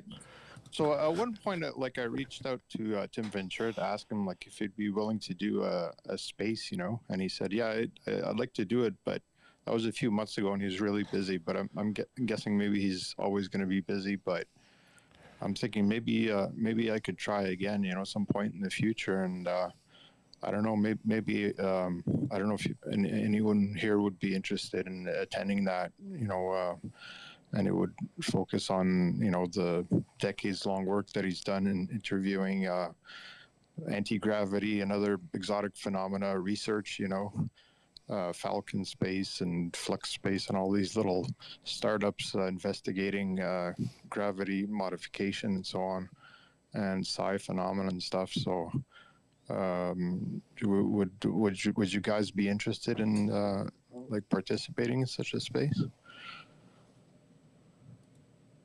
I'm pretty participatory, but I don't know if that was even directed at me. Well, and anybody here, actually, you know, and Tom, I know Tom Hudson, he's into that stuff too, right? I know he knows quite a bit. I'm pretty sure Grider might be interested. I'm pretty sure Gene might. Yeah, be. well, shout out to Tom, man. The in that Kurt Metzger interview on Rogan, you know, the Sonoma Aero Club was mentioned. So yeah, hell yeah, man, the Sonoma Aero Club. Let's go. Well, could you summarize that a little bit? What went on there? What that was about? Well, no, it's actually the Sonora Aero Club, but they got the name fucked up. But yeah, so a quick summary is, like, you know, it relates back to you know, bleeding edge tech. Like, the Aero Clubs back in the day were doing stuff like well before the Wright brothers. They were doing other modes of flight. You know, to the best of my knowledge, like, you know, some of the drawings and stuff, what they were doing was vaporizing materials, and the vapor, or maybe it might even have been a plasma, it might have been a toxic gas, who knows what it was, but that type of stuff was being experimented with. And, you know, I don't think anybody is certain to what extent this stuff produced, but, like, it could be anything from free energy, anti-gravity, time travel, all of the above. It might be all the same thing, but, like, some funny stories, man. What I really appreciate out of Tom Hudson's Sonora Aero Club stories are, like, the first flight stories, right? Like, you hear about the Wright brothers' first flight stories, but, like, nobody ever knows or hears of the first flight stories from, like, you know, mid 1800s Europe, where, like, people are flying across the English Channel in balloons, and, like, balloons, like, become a fad. like back in the mid 1800s, and like people are doing crazy shit in hot air balloons, man. Not even hot air, but like different kinds of gas, whatever kind of shit they can make. Crazy shit, man. They like Uh, people were murdered in balloons. People had like orgies in balloons. Those were the first things that went down in lighter than air travel. But there was all kinds of other stuff that just like First nobody thing that heard went about. down in a balloon, Fletcher. That's a good one. It's funny, dude. It's crazy to watch the psychology happen when like people are like, "Oh, dude, we're gonna be the first ones up there," and then they get in the fucking piss about it. I'm actually of the opinion in doing research with James Oliva of the Totally Legitimate Business podcast out of Brooklyn and putting effort into research, right? So you had brought up the Wright brothers, right? Everybody knows that North Carolina gets, to be famous for first in flight when these bicycle mechanics basically slapped together some bicycle parts and got into flight. I wonder how many people know that the nickname for the greater Long Island area is known as the cradle of aviation. So we get the birth in North Carolina, but we get the cradle is Long Island. And if you look at the timetables and the actual science of flying, it seems very peculiar to me. The massive aerospace engineering industry that basically instantaneously was wholly developed on Long Island on the heels of the bicycle mechanics being allotted the title of first in flight. I'm of the opinion that there was a massive amount of secret activity in regards to the technology of flight. But there's potential that the North Carolina thing might have been like a manufactured event to bring the conversation into the light of public. And going off of things like the Sonora Aero Club, the research of Walter Bosley and Joseph P. Farrell, and the idea that $2.5 billion was invested in the 1860s into airship technology. These are, coincidences, correlations, supporting facts, however you want to put it so far. Again, I have yet to be able to prove this hypothesis, but I'm working towards the idea that there was a lot of investment in research for many decades into flight, and certainly a greater level of accomplishment already gained well before we got the Wright brothers. That's my belief.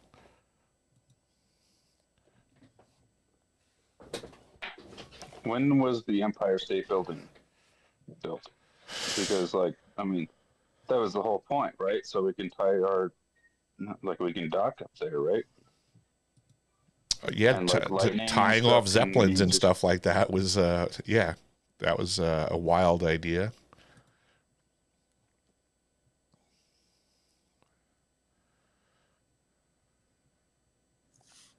I was just wondering if Gene had any thoughts on TR3Bs. Like, does he think these things are real, like human tech or reproduction vehicles, ARVs, or non-human, or combination of both? Or any thoughts on that?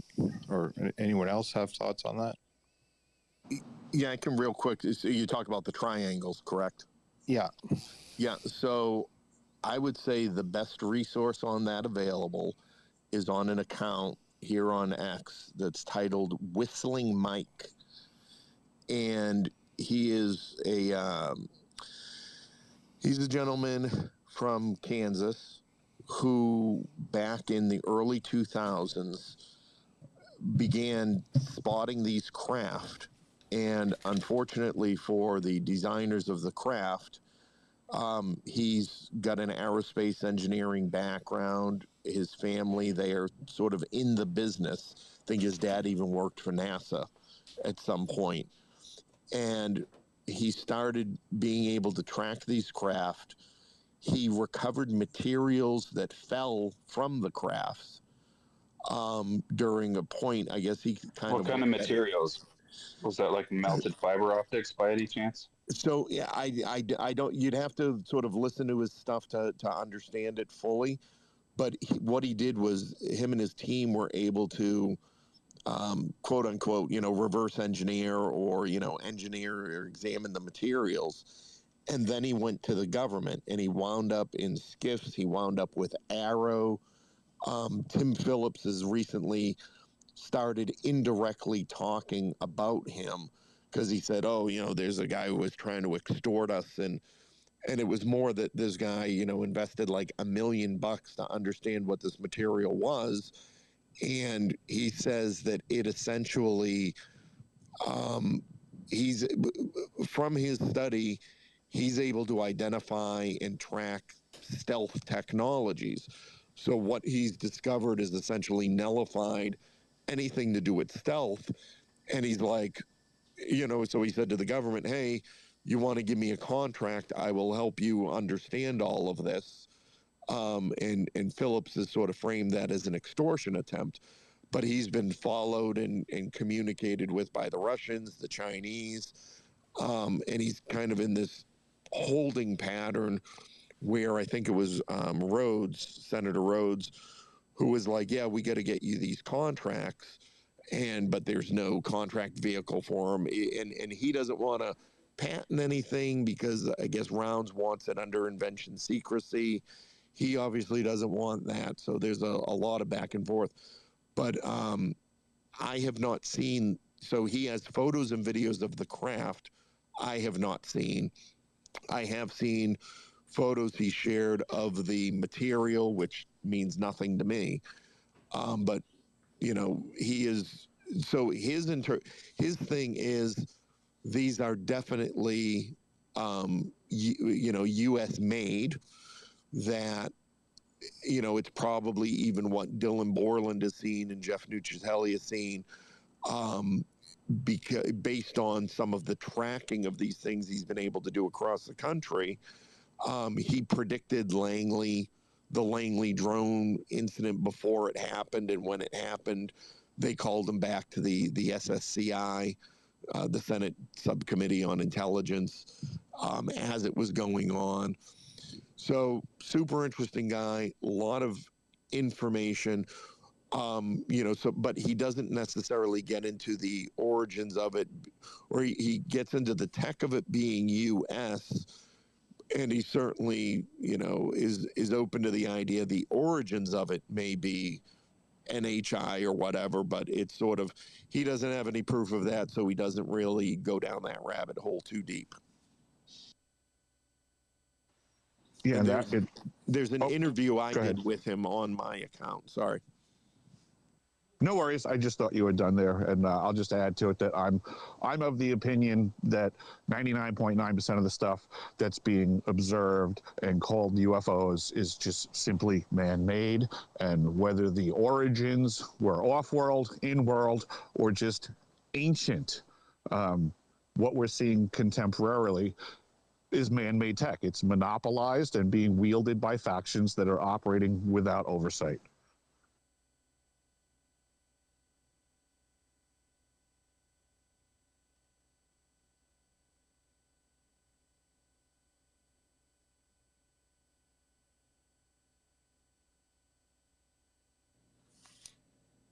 Yeah, I don't know if anyone's ever heard of Jared Yates. He has a company in Oregon, I believe, where he does research on anti-gravity and other I guess electromagnetic phenomena. He does, I guess, defense work mainly, but he's also part of that APEC group, that alternative propulsion group.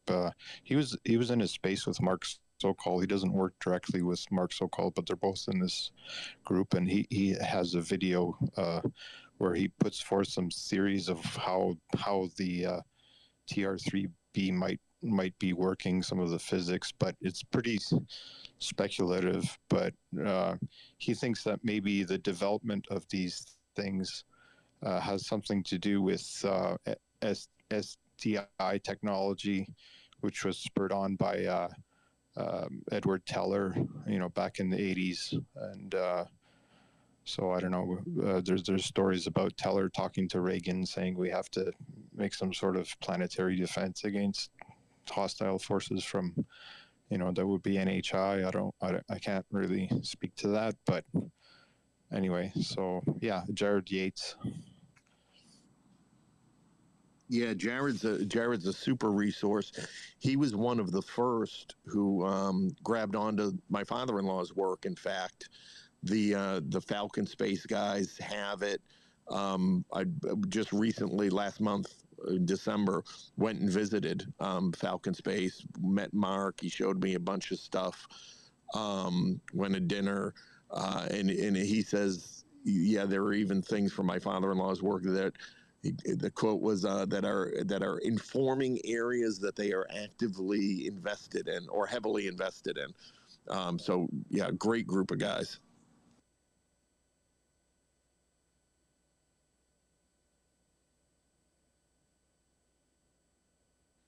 Is that I think the APEC group, there's a guy Jeremy Reese that I think is associated with that also, if I'm not mistaken. Yeah, that's correct. He works with Mark Sokol at Falcon Space, I believe.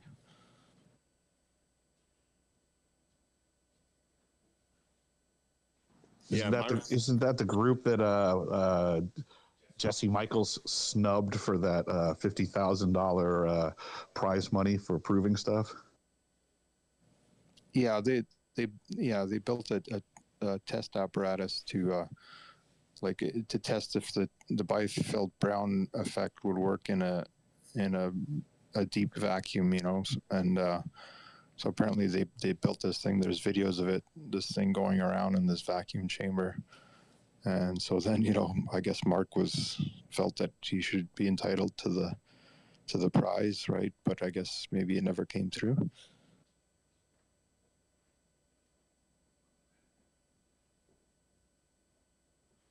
Yeah, that's unfortunate.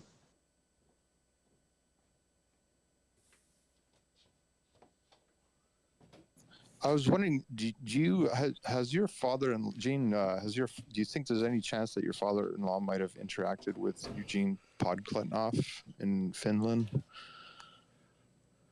The name doesn't sound familiar. I'll have to go back and check because I've done a lot of sort of, trying to track down and find people he may have contacted and reaching out to them. So I'll have to take another look. Thanks. Yeah, so just quickly, like Podkletnov claims, as he was in a video with Tim Ventura a few months ago, less than 6 months ago, I believe, and he claimed that he's built a refined apparatus where he can levitate a device through his anti-gravity methods of a mass of 4 kilograms, so about 10 pounds. Mind you, there's no video, but it's kind of a more sophisticated form of some of the technology that he was testing in the 90s with NASA, some of the NASA people, and even Chinese. But again, it's kind of unconfirmed. So anyway.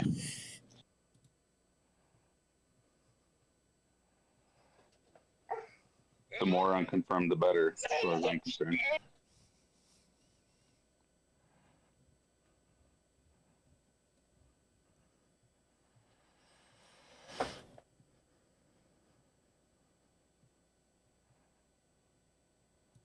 Well, during the pregnant pause, I noticed there's a bunch of folks in here, so I'll just do my usual request. If you're not following me, please do give me a follow. It does help to promote these conversations, reaching more folks. So it would be appreciated. Thank you.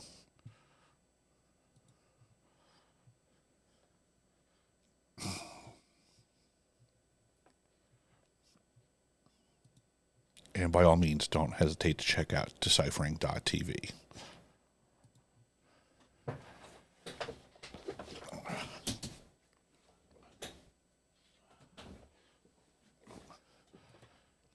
And now I'm kicking stuff over in the studio. Oops.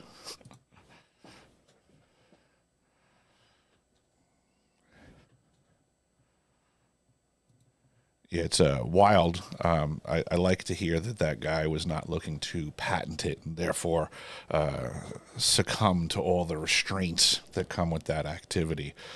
It would be nice to just get this stuff out in the public. It would be damn handy for we the people of the planet to live in the technological capacity that is versus the restricted society that we're suffering under.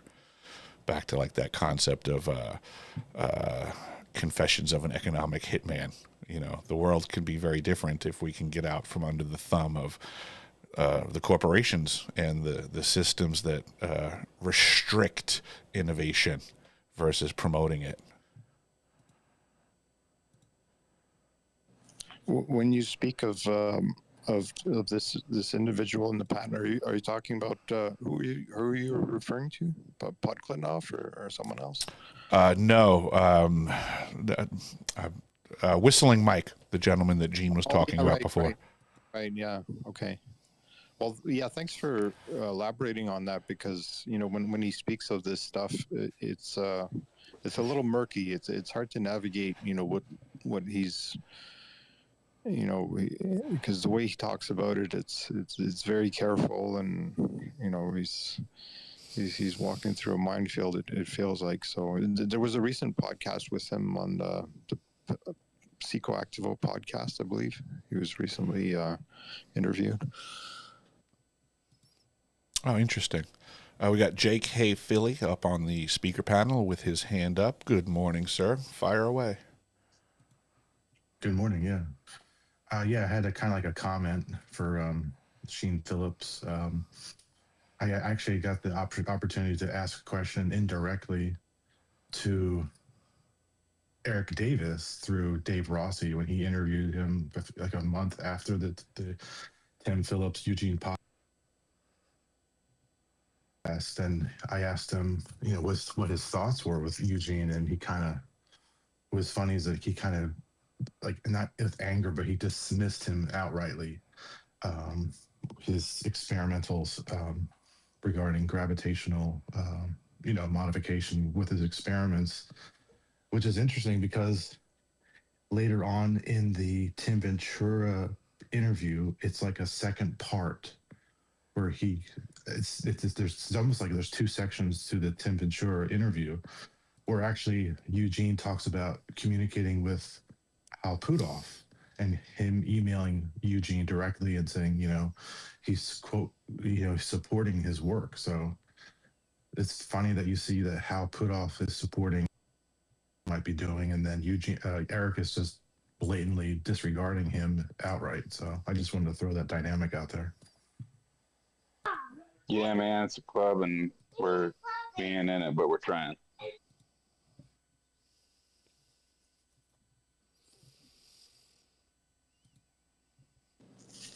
Yeah, because I believe Ning Li was really like, I guess a lot of her work was based or heavily influenced by the work of Podkletnov, I believe, in the 90s. Yeah, there actually is earlier video experiments of Eugene's work, like seeing through a chamber and seeing his experiment.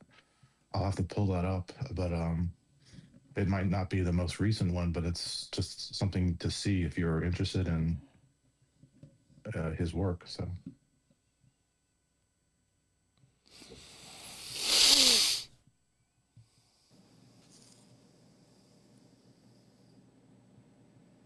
Yeah, there's a fellow who used to work for NASA. I'm trying to remember his Glenn Robertson, I believe.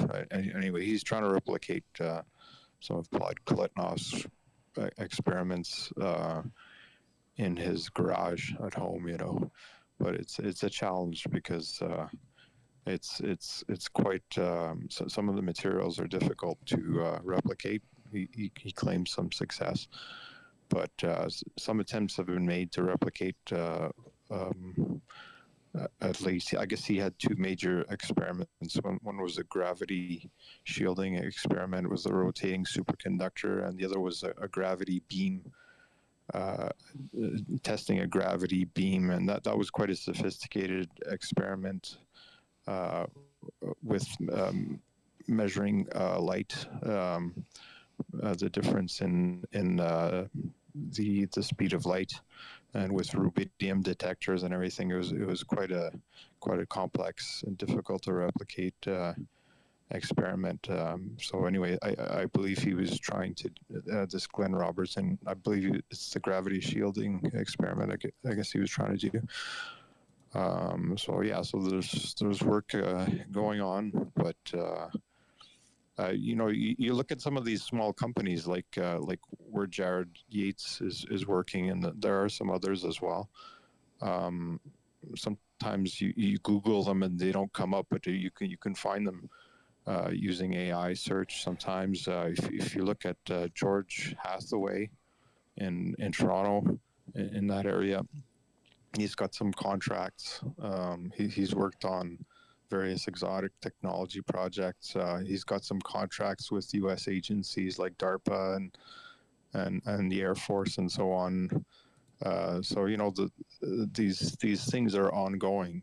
You know, there are research efforts ongoing with these agencies and these small companies, but you know, we rarely hear about them.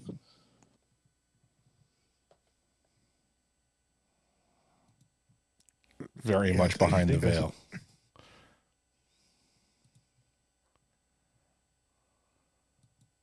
I think that's what was Eric Davis was referencing. He was referencing George Hathaway's attempt to redo the experiment. I think he maybe not have fully replicated it because of the materials that you're talking about. Like it's the 2-layered YBCO superconductor discs, and that apparently that's a very specific, you know, formula and fabrication and all of those things. I don't know the details of that, but I just know that YBCO was used for the experiments, along with Ningley. Yeah, it's brittle stuff, and you have to grow it from a crystal and everything. It's quite a challenge, but I believe that Podkletnov's more recent work doesn't use that. I think it uses coils, like spinning toroidal coils or something like that. Apparently, it's more efficient.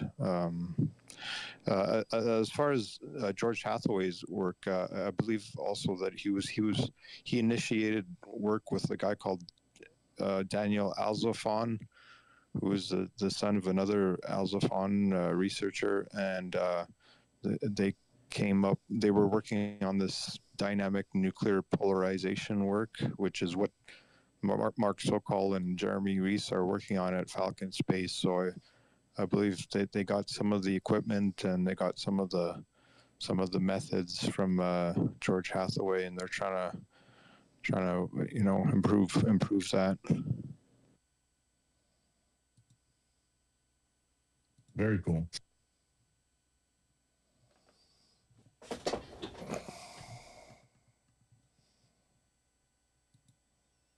I see we have Wolf in the speaker panel with his hand up. Good morning, sir. Welcome to the panel. Fire away. Good morning. Eric, you saw the slide I shared detailing the U.S. government's ability to seize any technology or scientific developments it likes, and how it's completely untethered from any civilian oversight or classification boundaries, correct? That is correct, sir. And I'm all too unhappily familiar with the problem of those processes. I've done only a cursory fact check on these statements in that slide, and I've done it 3 times with 3 different LLMs. I have not cracked open a real book. I have not looked at real U.S. codes. But for me, that is sufficient, you know, vetting to share a slide so that we can talk about a couple of ideas. And for me, I wonder, I'm not a scientist. I'm not familiar with many of the technologies and the scientific inquiries being delineated here, not delineated, being elided here. And to my layperson's mind, it seems to me that each of these areas of technology are ripe for national security blanket statement seizure. Does that make sense? Absolutely. Any of these films, yeah. So I'm wondering then how much of this would be allowed to actually be meaningfully, not discussed by us, but to be meaningfully treated by professional and semi-professional organizations and actors in the public sphere beyond the level of limited hangout, as it were. I'm wondering. Totally if understood. has, It's a beast of a problem to deal with, and this is where the conversation of just wholly releasing stuff out of nowhere to the public in an open source capacity has a benefit. Is that once the cat's out of the bag, so to say.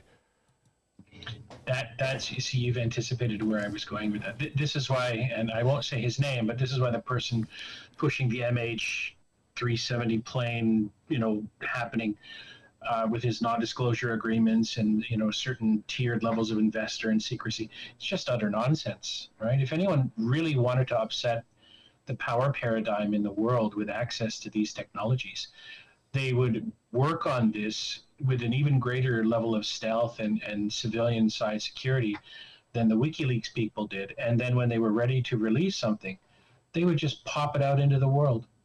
You'd be shocked at what was released if it was semi-complete or workable, right? And that's not happening.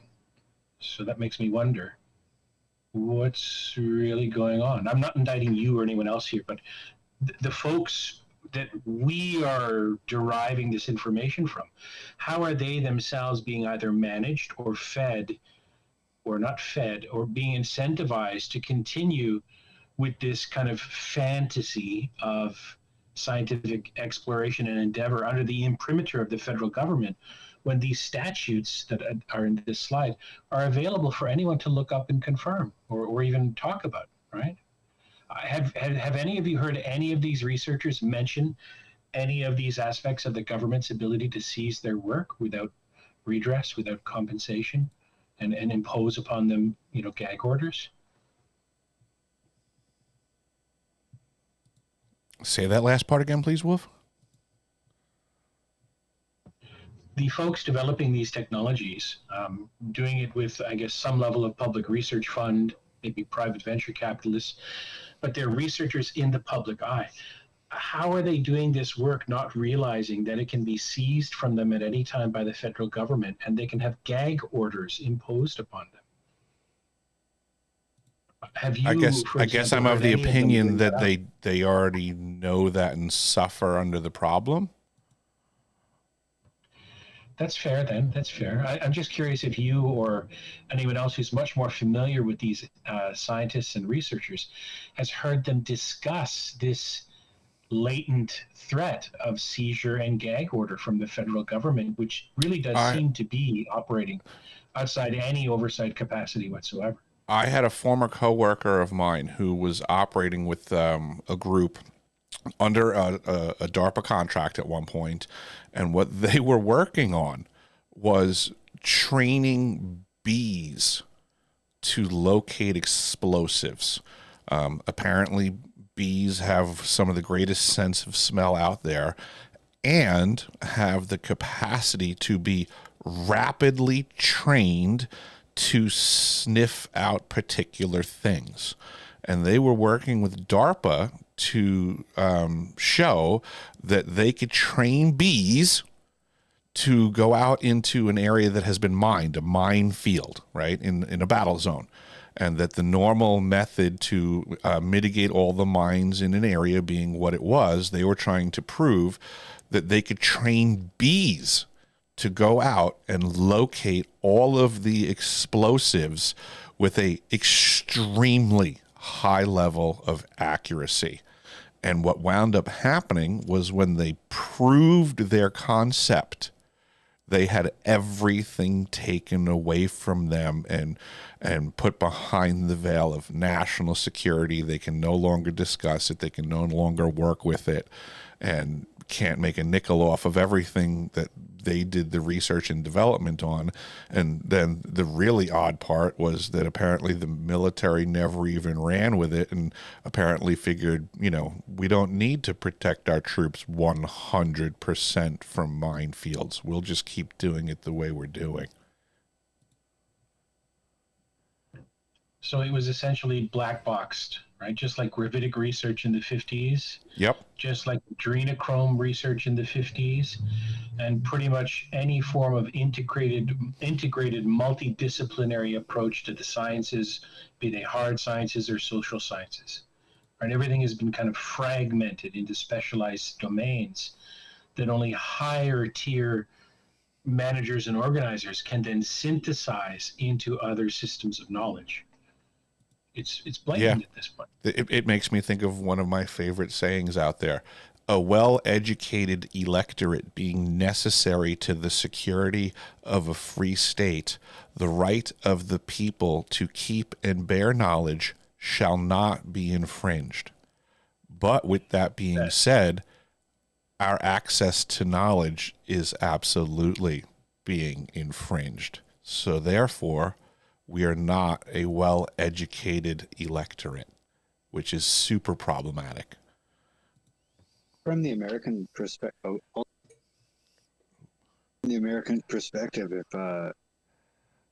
if weapons, or if knowledge is a weapon, can you not get it covered under your Second Amendment?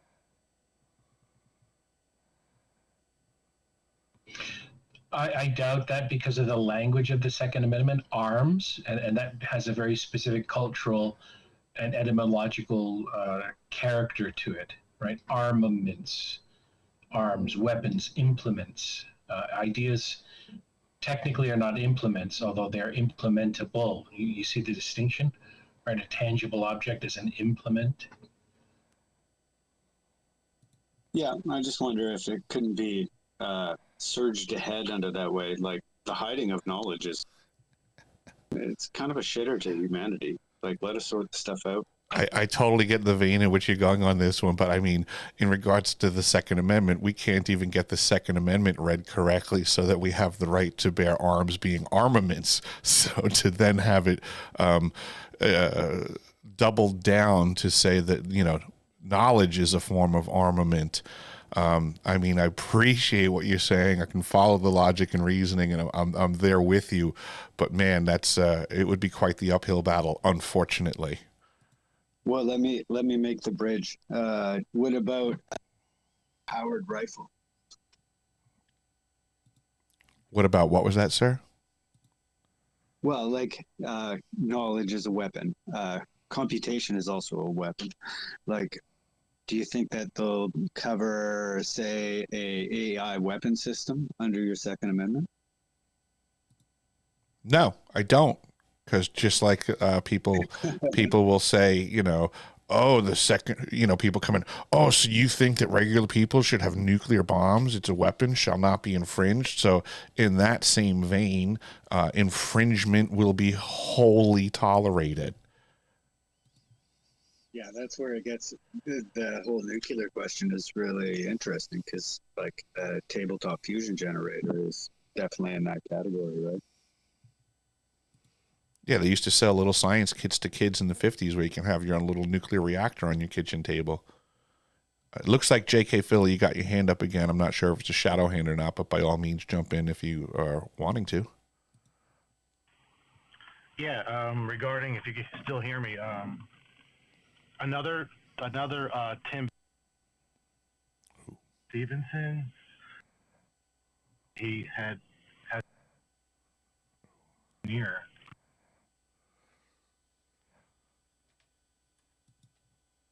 I'm not sure if it's just me, but I'm not hearing you. I can hear him. I heard him speaking as well, although there was a little bit of static, intermittent static. Is that better? Sorry. That sounds clearer to me, but I'm not sure if Eric will be able to hear you. There may be. It's all good. I just I switched over to the phone, and I'll reset the laptop. So I got you.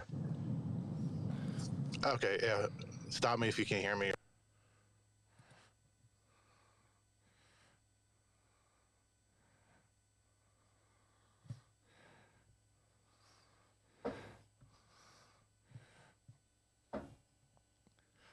He told a story about another guy called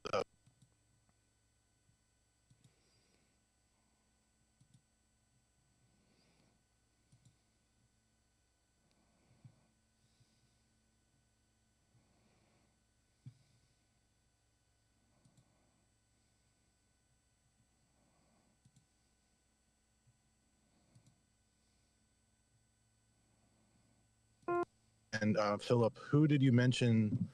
Was it Gary? A different Gary you had mentioned regarding the gravitational experiments? Okay, I think it's Glenn Robertson. Yes, I think he worked with Amy Etheridge too. I pulled up a tweet from Tom Montauk saying he did. So that kind of like blew my mind too. So now you have him, you have Ning Lee, you have this whole little group. It's pretty wild. That's all I had to say.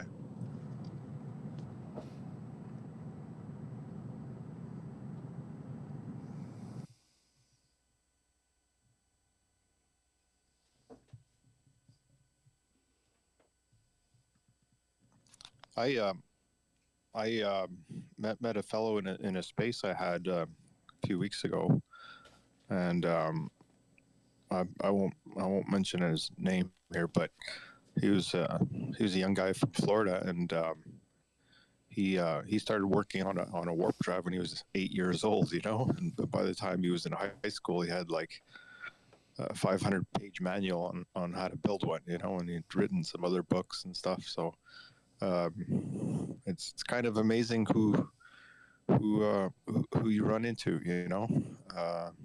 there's some interesting people here.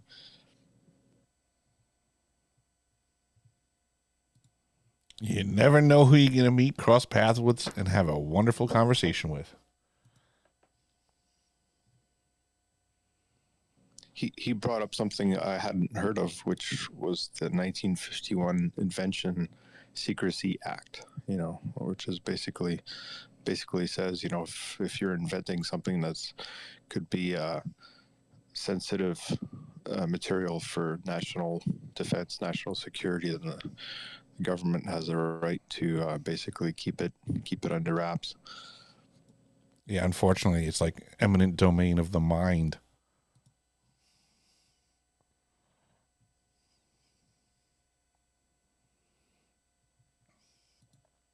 Imagine if you just built a better house than everyone else, and all of a sudden the government came in and was like, "Oh, hold on a second, that's too good.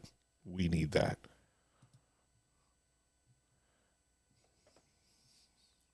Yeah, I think they've done a fairly good job at stifling geopolymers for that reason.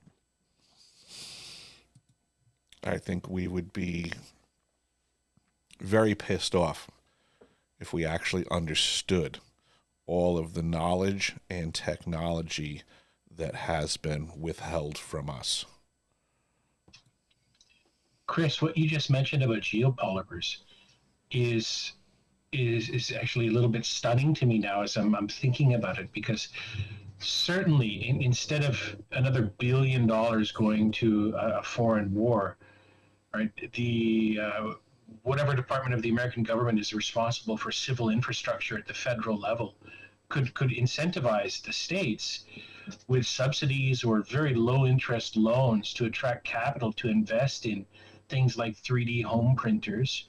And these geopolymers could be lightweight. They could be likely sourced in a large degree from certain recycled plastics and so on. And you could very easily have,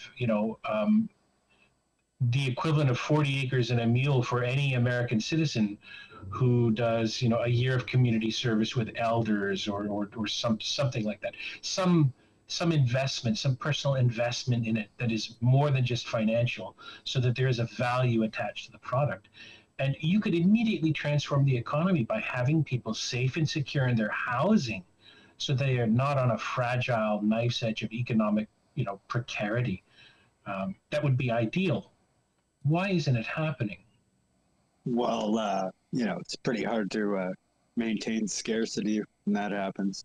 The geopolymers and like even earth and building in itself is so much cheaper, and there's so many less supply chain problems. Like you're really just taking rocks and gravel from around you and turning it into something else. I think it's another one of those things that it just crush an already built up network. Yeah, but you are seeing 3D printers out for houses now. They are using geopolymers and concrete mixes too. But like,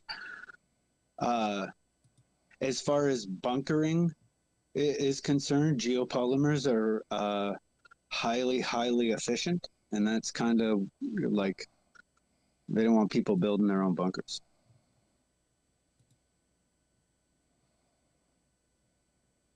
Well, another good story to illustrate how certain technologies and materials can be suppressed is hemp, right? How that growing hemp was illegal. I don't know if it's. I think it's been made legal, fairly recently, but that's outrageous. It could be used for so many things, building materials, and like you can eat it. I mean, you can make paper, you can make clothing, etc., etc. Batteries. It's actually still pretty good to smoke too.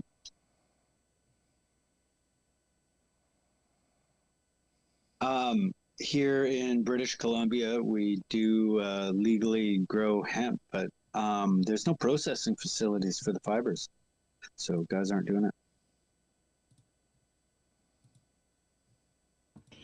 In South Korea, they make light summer clothing out of hemp. I didn't wear it myself, but I saw many of the older generations wearing it. And from times past, the Korean farmers in the countryside would grow their own ganja and smoke it. So they not only have their hemp clothes, but you see any old Korean art with the old dudes with their tall hats and very long Gandalf-like pipes. It ain't tobacco in there. It's my understanding hemp is an extremely versatile product. I believe that I read somewhere that pretty much like anything that you can manufacture from the oil industry can be accomplished from the hemp industry.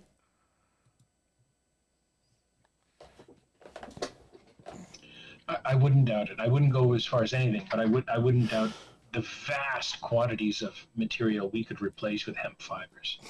Similar to the way the Chinese and the Thais use bamboo fibers and rice stalks, right, for all kinds of things. This in a way, this conversation is what gets me a little bit excited for the idea of North American isolation or whatever, like a little bit of not so worldwide economics, like being able to reutilize hemp as because we stopped growing it because somebody else was producing stuff for cheaper in some other country or something like that. The isolationist brings out ingenuity and curiosity a lot more. Actually, thank you for the correction, Wolf. I think I got that wrong on my head. It was anything that could be manufactured out of the lumber industry could be manufactured by the hemp industry. Yeah, I believe I heard a story where it was William Randolph Hearst who felt that hemp, he had groves of trees to make pulp, wood pulp, and he felt that hemp was competing with those interests, and he suppressed hemp. I don't know if that's true or not, but.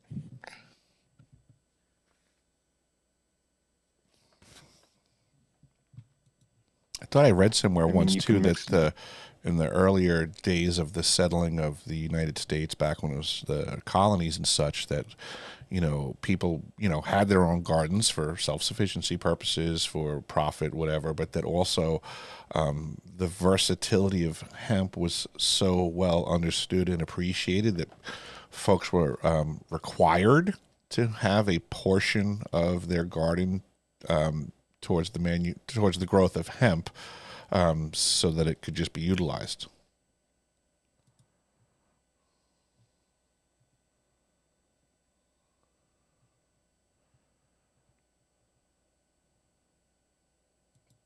Yeah, it was definitely the lumber industry. Now that I'm thinking about it, there was stuff that I read where it was saying that was the wiping out of the legal production of the hemp and cannabis products was from the lobby groups of the lumber industry because they wanted that economic monopoly and to wipe out their competitor crop.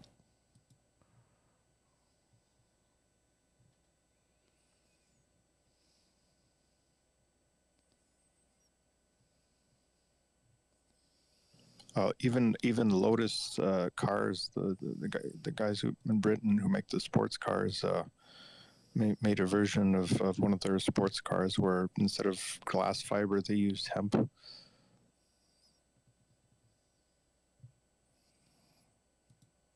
There you go. That way, at least if you wreck out and the car catches on fire, you enjoy your demise.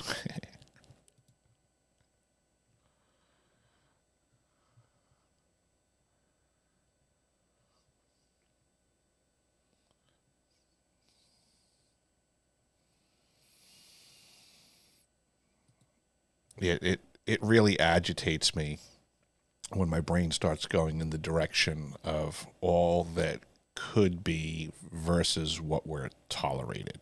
You know, I think of it, you know, as the powers that be are sitting at the table with all of the knowledge atop, and you know, we the people like plebes are just begging for the crumbs from that table. Super, super annoying.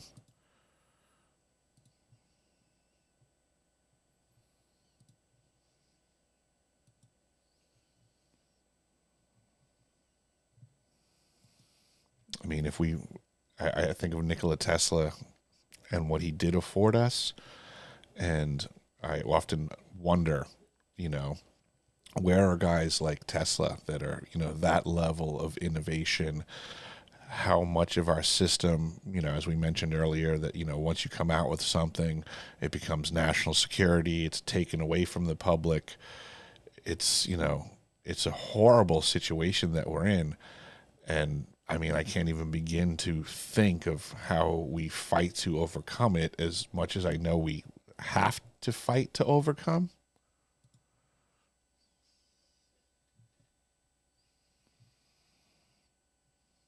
Hey Eric, thanks for the voice. How you doing, Daz? Hey, I got a real quick. Just guys, I'm going up against an insurance company and they're trying to deny my claim. And it's about an $8,000 claim, and if they deny it, then I'm gonna be like in the hole. So if you guys could just keep me in your prayers for that, I'd greatly appreciate it. I love you all, fam, and appreciate it. That's all. Thanks a lot, guys. Best of luck. Fuck the insurance companies. Right. Thank you, sir. I can't stand them.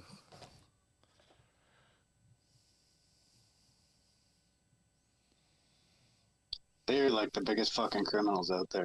Those are the almost all the motivators for all the insane actions taken throughout COVID were all due to insurance policies.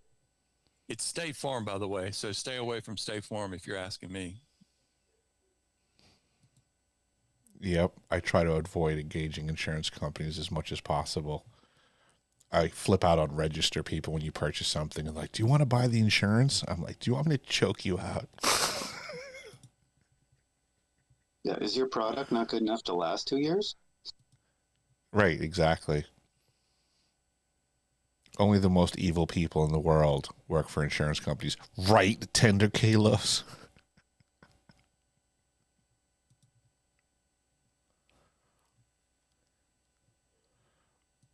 Which I'm only... Can I say my hello for today, Eric?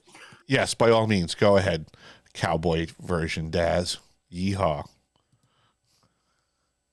It always made me laugh. That's why I love coming in there. And it's funny because I found myself having to kind of stick up for you yesterday, even though you clearly don't need it. You know, there's people that will, like, they're just unable to handle people who are direct, and I felt like in that moment I was probably sticking up for myself as well, because I've kind of gone through that on this app. I'm just being clear, I'm just being direct, I'm just telling you how it is, and people want to go and, you know, chat crap basically. So like, I value you because I've been coming to your spaces near enough every day the last few weeks, just because it's just such a breath of fresh air compared to, you know, hosts or influencers or spaces who, you know, they just want to appease everybody, or they just allow the chaos because they're just not strong enough to say, "Do you know what, you're fucking up my space, get out," you know. So I just wanted to let you know that I value you, and yeah, keep up the good work, man.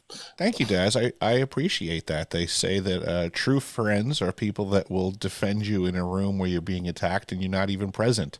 So I do appreciate that.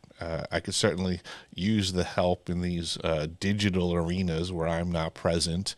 And yeah, people, you see the shit, Daz. People love shitting on me.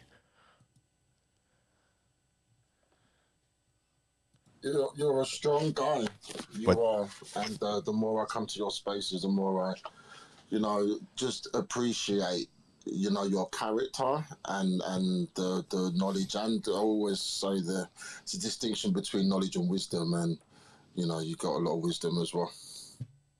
But I might be saying all of this, and I know that there are going to be people sitting there saying, "Oh, look, he's simping. Oh, he's." there you go. Yeah, yeah, of course, Daz. But that's, but you already know how the tactical attacks come. So just like water off a duck's back, Daz.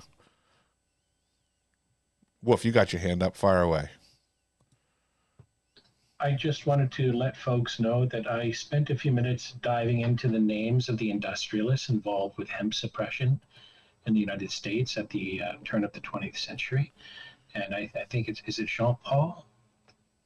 Jean-Philippe, forgive me. Jean-Philippe mentioned the name Hearst. And that was the first name that came up when I asked about which industrialists were involved in the suppression of hemp. So it's two pages that I just cut and put together for folks to review in case they're interested. Well, the Hearst family never did anything wrong, Wolf.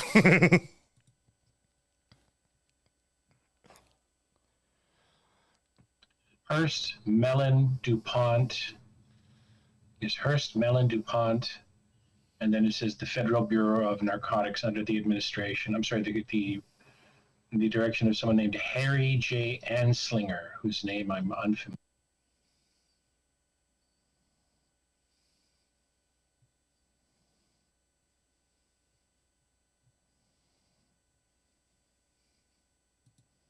I feel like I've heard of Anslinger, and then just thinking of my library, I would gather that was probably named in that book, Rule by Secrecy, that I'm a big fan of, by Jim Mars.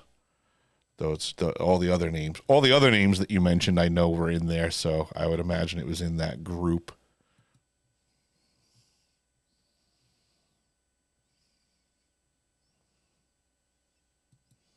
Like Kuhn, Loeb, Harriman, all those other fun names.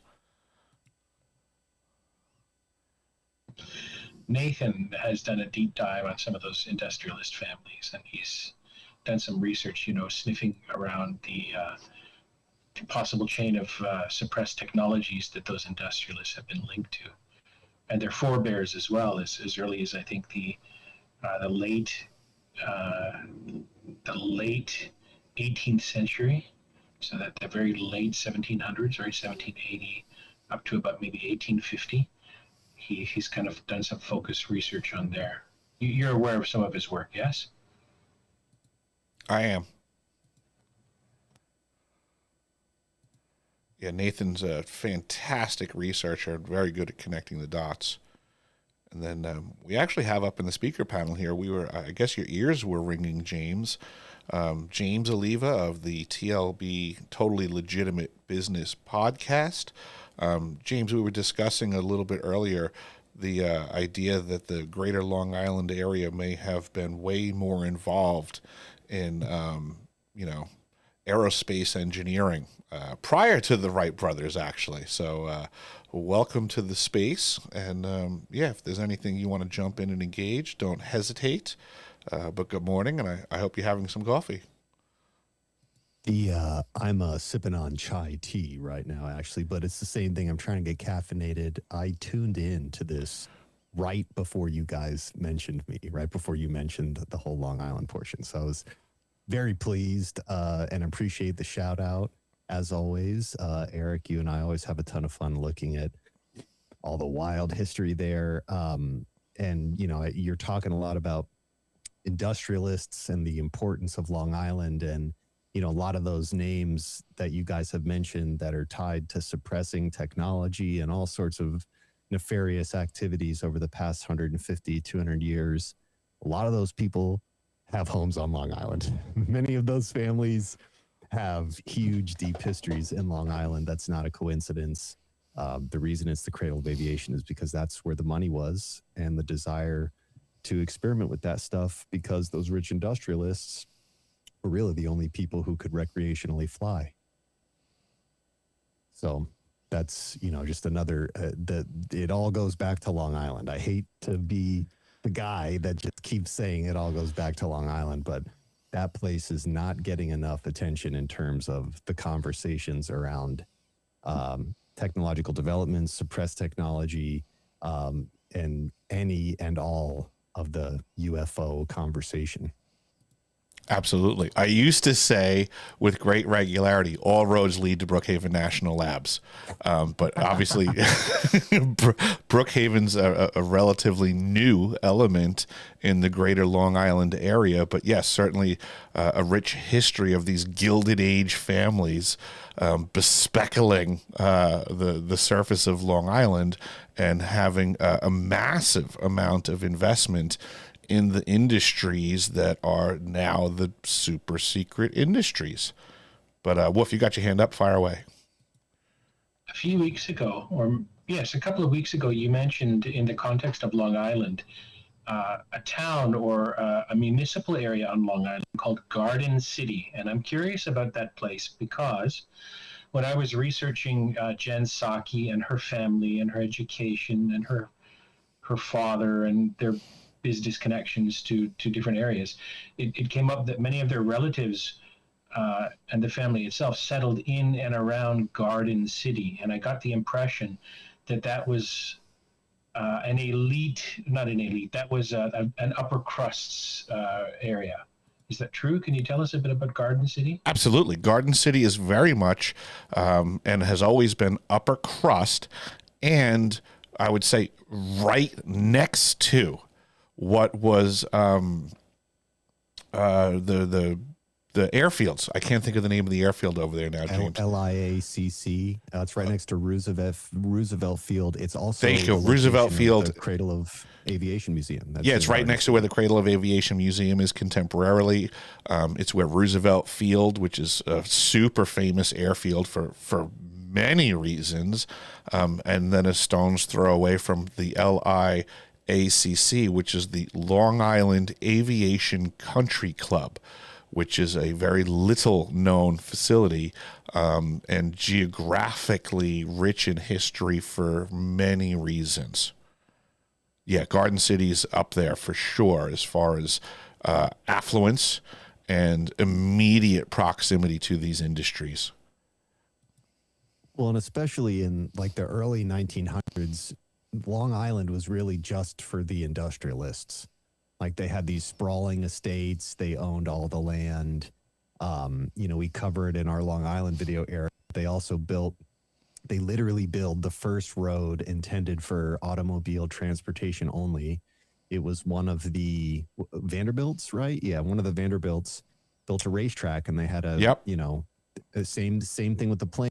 The Long Island Motor Parkway. Developing, there you go, Long Island Motor Parkway. You'd have people who were developing cars in the early days of automobiles, and they would come there, and it was a showcase for the rich people, and the cars that performed well, I'm sure, were business opportunities as those people saw this emerging industry as something that they wanted to invest in.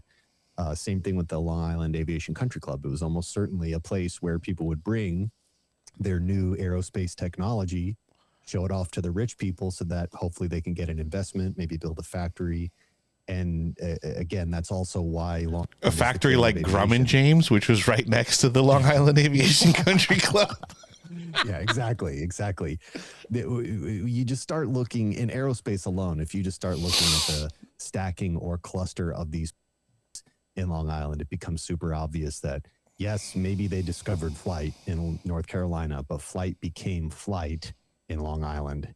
And to think that this is another thing Eric and I have stumbled across a lot is everyone wants to say that all the advanced stuff happens in these remote testing facilities. And to some extent, that is true. There's certain tests that definitely occur out in the desert.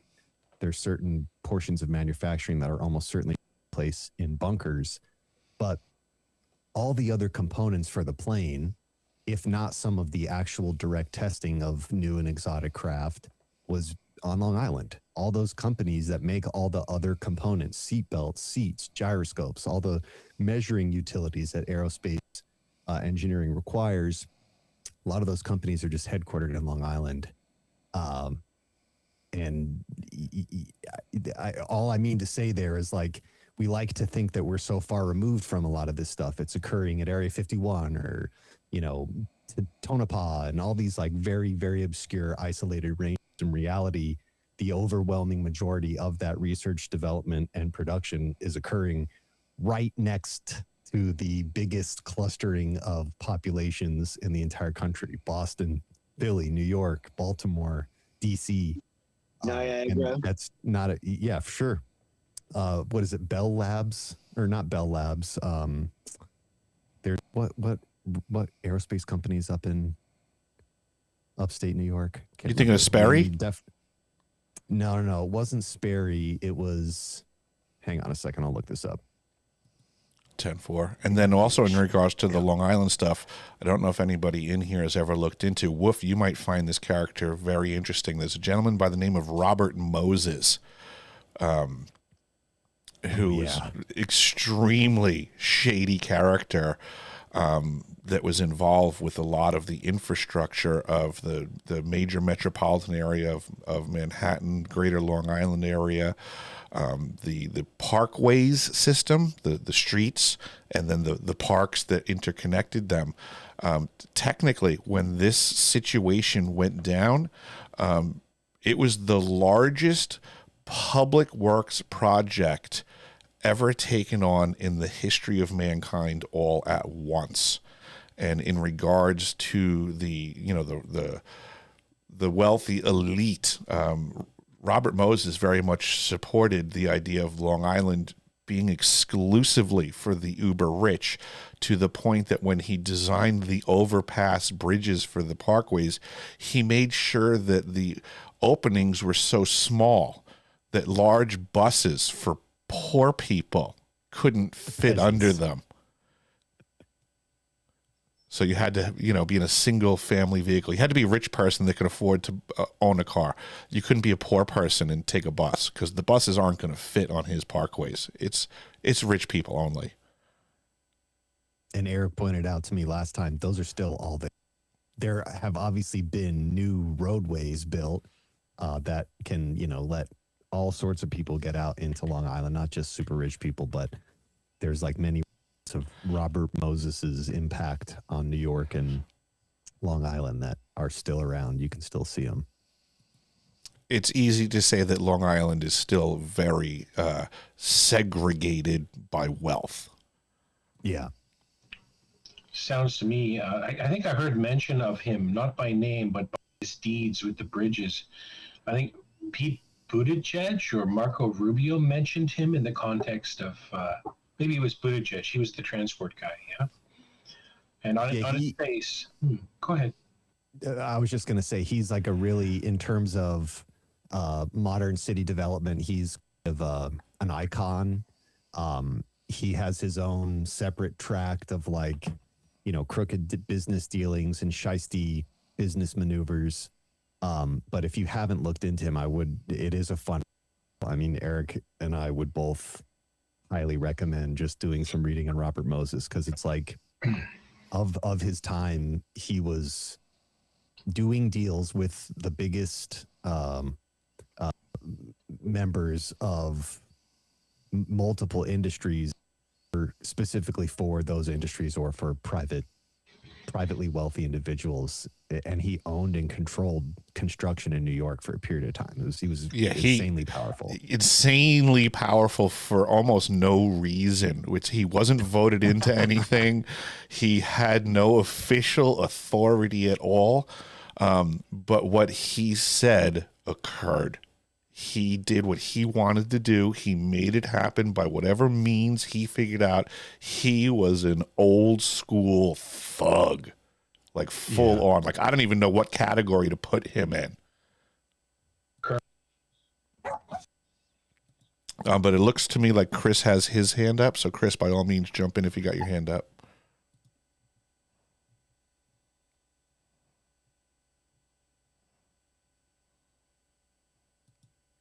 Just cooking away here. Go ahead.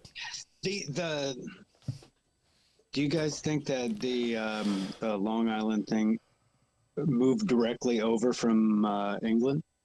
Like, it's interesting to chase the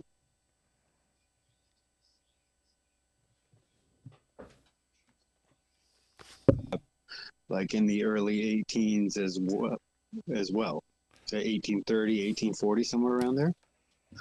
Do you guys see any coincidences in there? I'll go a little bit further. Not England. Germany specifically. The history of Long Island shows its roots in the German immigrants coming over and kind of developing the area, and then back to we had mentioned before the Long Island Aviation Country Club, which the house that I grew up in was built on that former property in a community known as Levittown, which also has a rich history, which is, again, we might as well call it the same location that the Grumman facility was built on. And all of this was in an area on Long Island. When the Germans first came over, they titled this area New Jerusalem. So it's a German history for that area, and it seems that the German engineering, the correct pronunciation of the company that built the lunar module is Grumman. And it is as German gets. And it was a very German community that I grew up in. And it's not often discussed the roots in that area. But I see Wolf's got his hands up, so fire away. Levittown is awesome. Chris, what you're mentioning makes perfect sense for a few reasons. One being the closeness of the Anglo-Americans at that time compared to their relationship now. The fact that many of Americans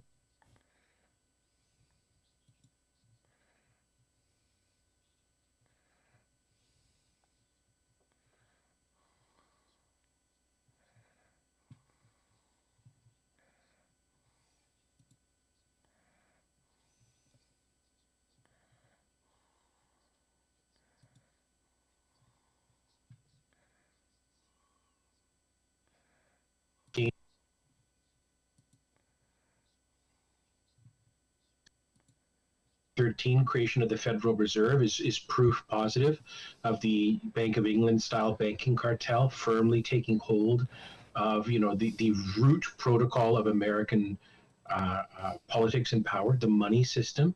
So everything you described, it makes perfect sense to have that overlap, and this ties to what the podcast fellow, the TLB pod speaker mentioned. If you know the term interlocking directorate, you'll realize then that architect, Robert Moses, was almost certainly a crucial node in multiple different interlocking directorates that would allow then for plausibly deniable conspiracy in the business sense of the term conspiracy. And he would almost certainly be involved with elements of organized crime in the federal government and the state governments. And then slowly, as those markets emerged, right, in New York with the construction industry, you can see the entire concatenation of a security state with public-private partnership elements to it, kind of forming or crystallizing in that Gilded Age, in the wake of the Gilded Age.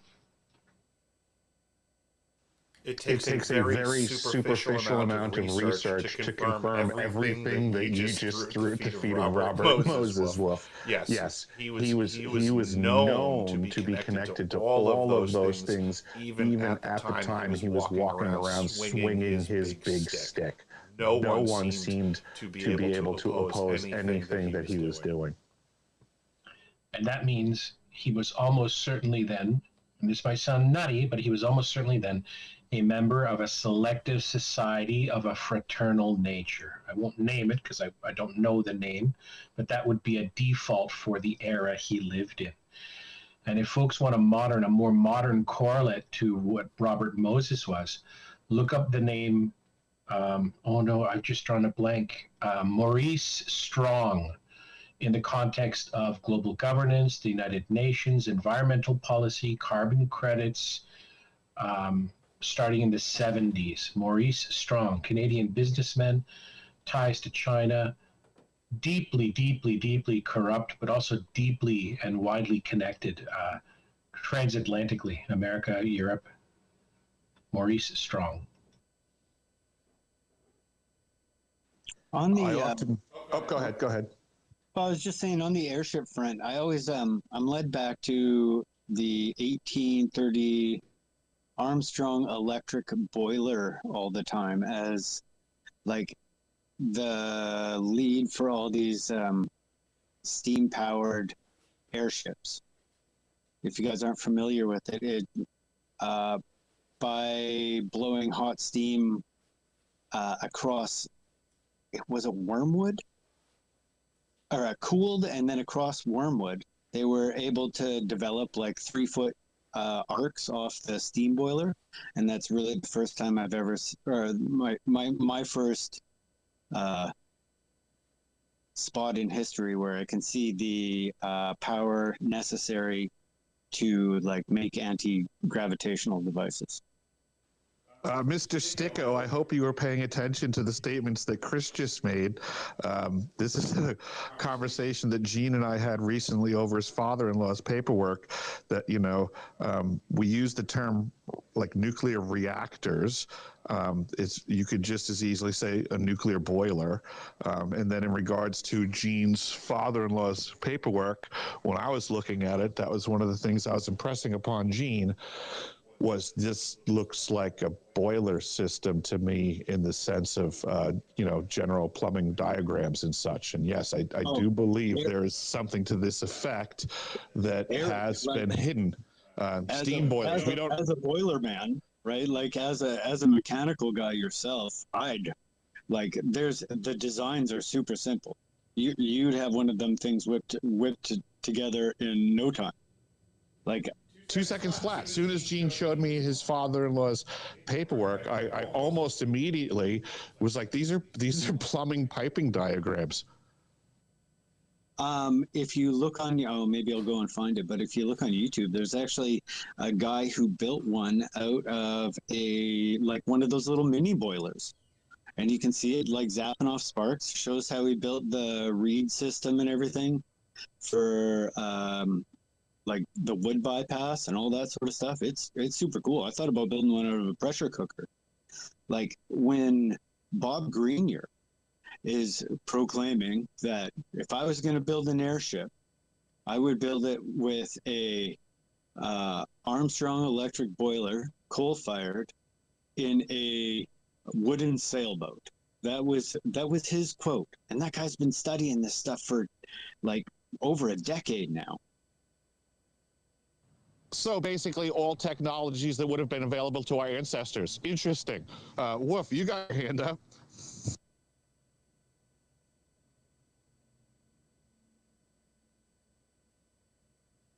Stuck in a connection loop.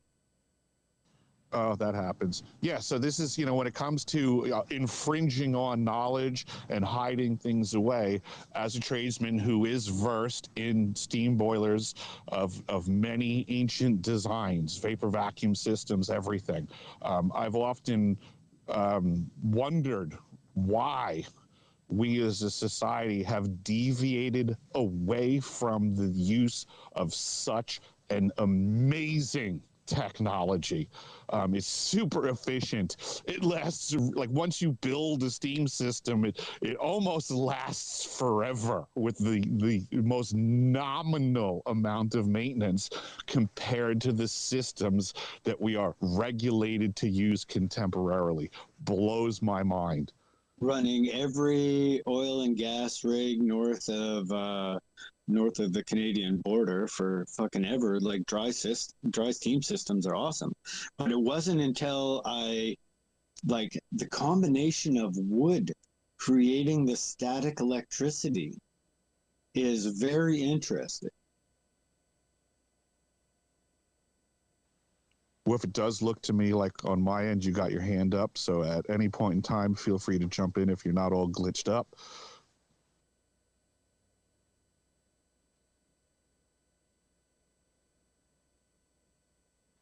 Yeah, even just in the grand scheme of, you know, the way that we work in society, a steam boiler doesn't require pumps, doesn't require electricity, doesn't require you to have no heat if your community loses power. You know, we make everything a slave to the distribution. Yeah, you can. Correct. You could generate your own power off of a steam boiler if you wanted to go to a battery supply. Like, yeah, steam is able to afford self-sufficiency if we just worked with it and brought it back. There's so much that could be accomplished. And I'm pretty sure there'd be a nice fancy way of taking really dry steam, electrolytically, I don't know how to say that properly, electrolytically splitting it and powering the steam boil through hydrogen return. We wouldn't even, I mean, you could just put a turbine in line with the supply piping, and just every time you're generating heat and steam for the demand on the household, you would also just be reaping the benefit of charging your batteries. And then you can even put a water turbine on the return side for the condensate coming back. So you would just be spinning your little AC generators as you're generating heat. And yeah, I mean, there's a lot that can be said for this. Yeah, and then like stepping back and combining that idea of the Armstrong electric boiler, which would take this into, okay, now we don't need to like run a turbine to generate power. We can use the electricity created in the Armstrong electric boiler, which is going to be damn near like, way higher in efficiency than a generator. Like if you're just creating spark off electric steam discharge.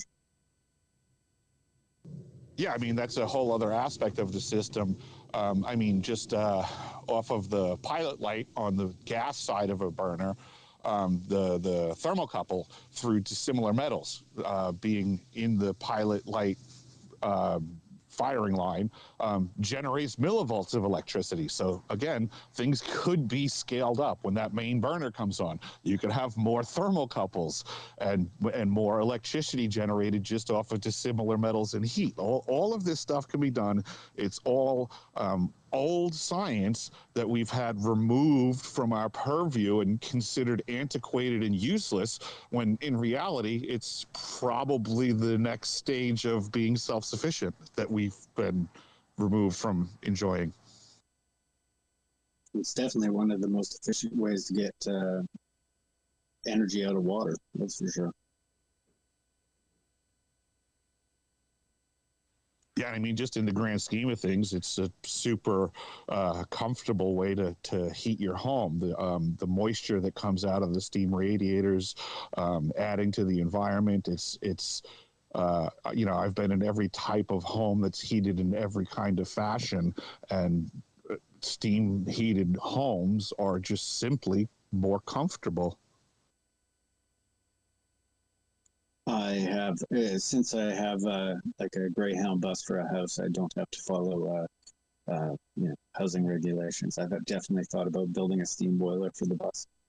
I put in-floor heating in, but I built the boiler out of RV hot water tank. It's just not quite enough.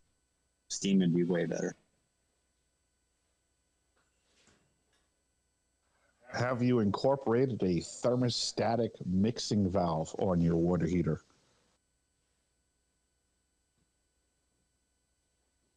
On that water heater, no. That is a closed loop system. All it does is like spin around the water that's in my in-floor heating channel. I have a separate on-demand system for hot water, filling bathtubs and stuff like that. 10-4. Yeah, thermostatic mixing valve just doesn't require any power. If your water heater is currently set up where it's just one line out going into the piping in the floor, going out through your floor loops, and then coming back in to the inlet, you would install the mixing valve in between the inlet and the outlet, and then you would reap at the very least more efficiency from your system and potentially the ability to make things warmer. It depends a little bit on your system. I'd have to see pictures and ask some more questions, but the concept is true. Eric, you're a professional. I would never show you my work. It's all good. I don't judge people for doing the best with what they know. I just try to help people improve. For 2 months, I got high as balls in a storage yard in Nanaimo and took a bus from a shell to a house.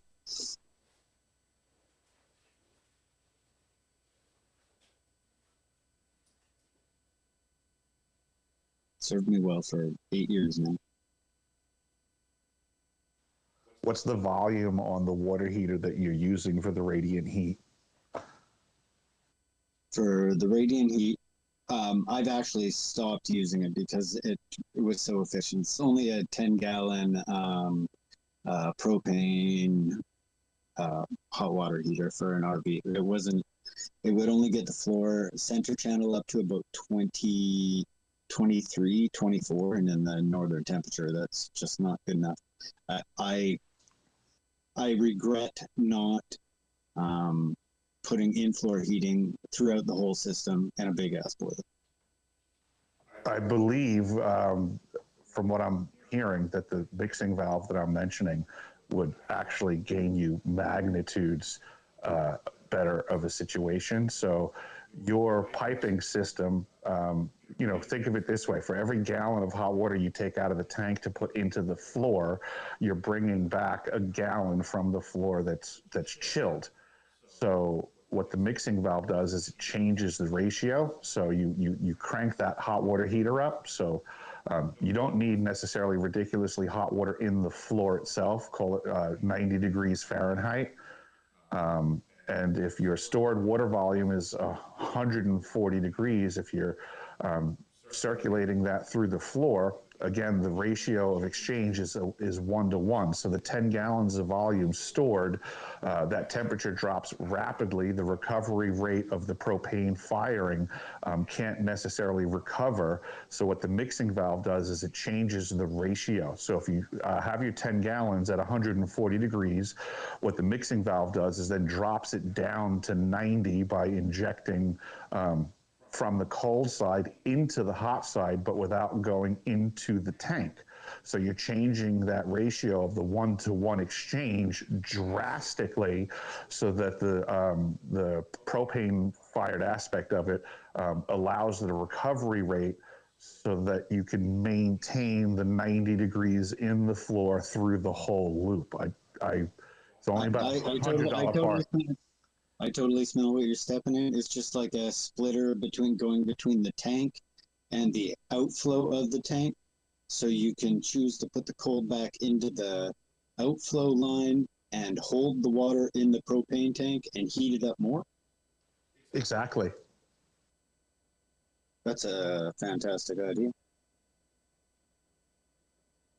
But I was still going to get a bigger boiler. I do have a really large on-demand heater, and I was thinking about trying to plumb it so the on-demand heater takes care of the in-floor heating. But then I got to switch from glycol to water, and there's just a big pain in the butt. And I'm almost ready to strip the bus and do a whole friggin' rebuild. It's been 8 years. Time for a remodel. check out TACO, TACO, like taco, but it's pronounced TACO, a TACO thermostatically controlled mixing valve, and that should fix your problem. Okay, cool. Yeah, I have their air bleed off valve for the system. Yep, they make great bleeders. Thanks. Okay, now back to the Armstrong electrostatic boiler. Eric, you know, I'm not really a guy for telling people what to do or anything, but like a man with your knowledge, if you spent a day looking at the building of or the history of the Armstrong electric boiler, I'm pretty sure you would be rocking some anti-gravitational shit pretty quick. I know some things.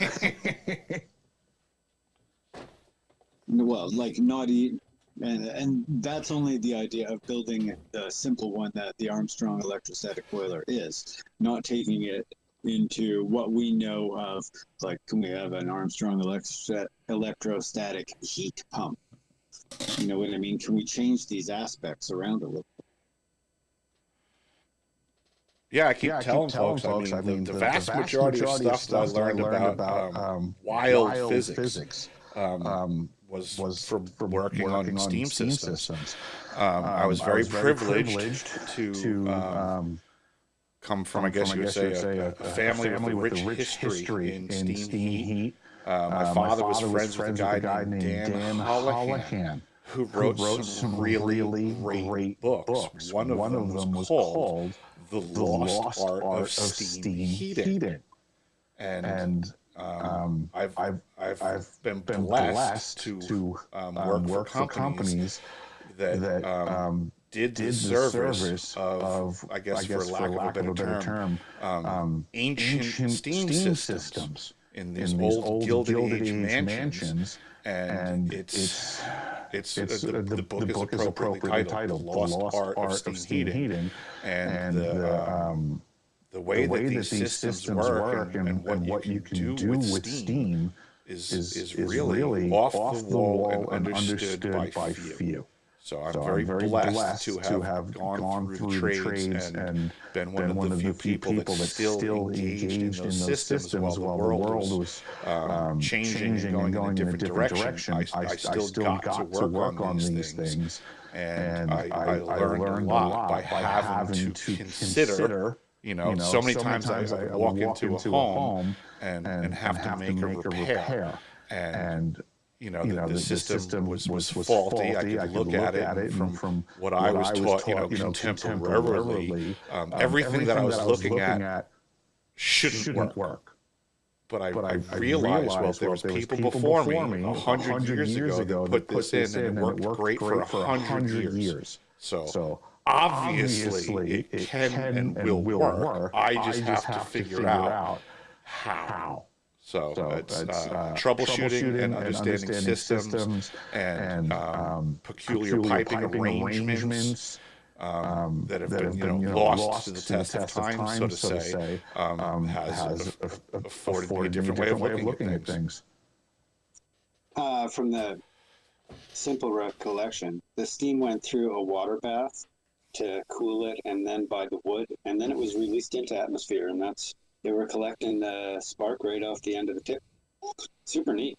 Yeah, I mean, I was just thinking about this. I mean, you might be one of the top posed people to develop that system. You're sitting in Anchorage. I bet you there's a nice wooden boat sitting out there that somebody just doesn't want to do anything with. That's one of the few things that I haven't seen up here is a wooden boat. I have seen them on Long Island.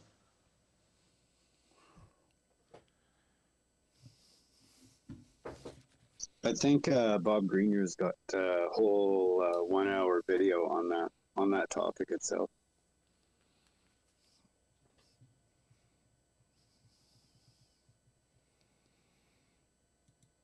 Yeah, Bob is someone that I have not done that much work studying. I mostly just listen to what Nathan tells me and sorry, Wolf, I just came back inside and saw that you had a request on the laptop that was not showing up on the cell phone. So I apologize for the delay on that.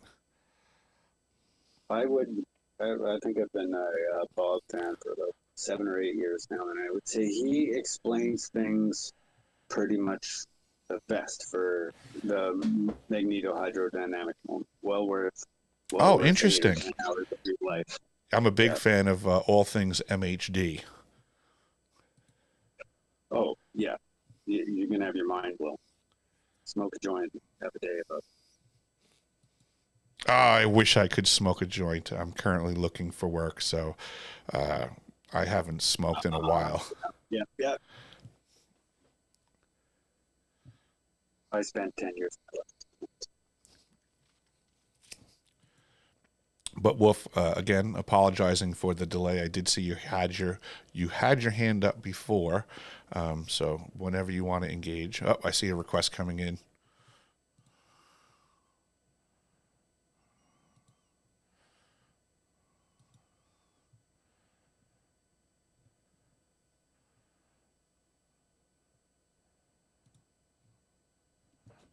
I guess it wasn't you this time, Wolf.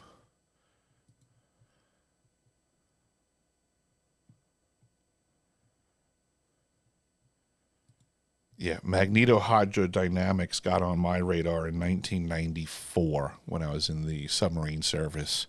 And it's amazing to me that the conversation, or I should say that topic has now become more conversational, 30 years later now. I'm happy that other people are starting to become familiar with this technology. I'd love to ask, but I know the restrictions. Oh, I'm bold, Chris. I'll go so far as to say submarines can fly, but they don't like talking about that publicly. Yeah, I get that. It's like more really about, did you ever get to do any work on the engine? Oh, as far as what I did do, those are the things that I don't get to discuss. There's very few things in my experience that I can't pontificate on. When I say that I believe submarines could fly, it has to do with my understanding of things post-submarine service. I'm making no statement of anything that I know for a fact from being associated to the Navy. I have also heard these tales.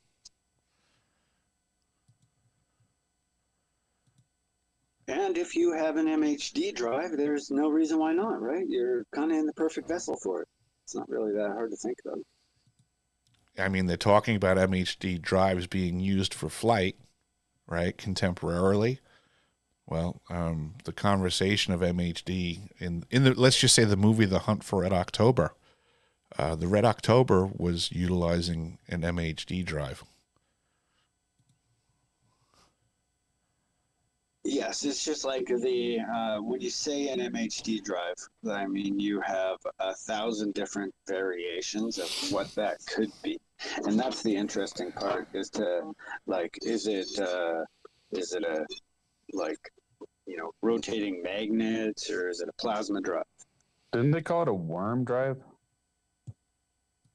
I think they did at one point. Caterpillar vibes. Yeah, they did call it a Caterpillar drive for sure.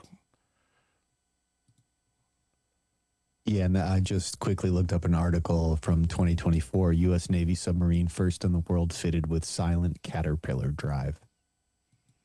Oh, interesting. Did they mention some fucking butterflies, man? Did they mention which boat on that one, James? Yes. Let me just read through this article. Hang on one second. The U.S. Navy submarine USS Montana will be the first fitted with the highly stealthy Caterpillar drive. And the magnetic hydrodynamic drive is being developed under the PUMP program by DARPA, of course. They first reported on that in 2023. Water passing through it is accelerated by means of a magnetic field using superconducting magnets. This is often likened to the way a caterpillar crawls, leading to the colloquial term caterpillar drive. Yeah, that's what they would say, right? Yeah, it's my understanding anything to do with submarines, by the time it's been made public, it's already been in action for 20 it's or old 30 hat. years. Yeah, for sure. And it's For also sure. it's also my understanding that the Seawolf class submarine, which came out in the late 90s, had the caterpillar drive. Right. You can build a home pump like that. Like the idea of that, right? Like passing water through a magnetic field to speed it up. I still want butterflies. There you go. Yeah, and then with that being said, the way that the MHD system works with water, water being the same medium as the atmosphere, but just denser.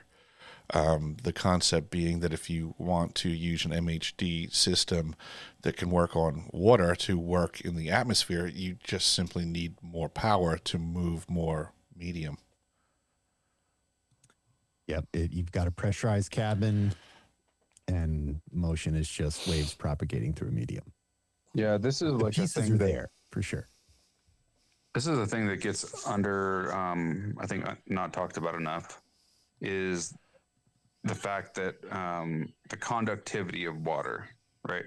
Like that's huge, right? Like you can do way crazier stuff in the water than you can in the air because it's way more conductive, man. Yeah, but that should be a simple ratio for percentage of humidity in the atmosphere to overcome the like electrical connection you need between those water molecules, or you're manufacturing that like the background atmosphere, right? Well, where I see it is in like brain size, right? Like if you go into the ocean and you start looking at big brains, like the dolphin is like, people describe them as like the dogs of the ocean, right? Like not a big brain. The dolphin brain is way bigger than ours, and it's not a big brain in the ocean. And that's because you have to account for all that conductivity that you're absorbing, right? Like that's a super circuit of some sort. Yeah, it would be, I mean, to think about it on electrical terms, would you say it would only be high voltage, no amperage? Or would you think about it as amperage and not high voltage, right? In order to let that signal by, like whales can communicate for, miles using acoustic range stuff. But when we start to get into the electrical range stuff, we get retarded, right?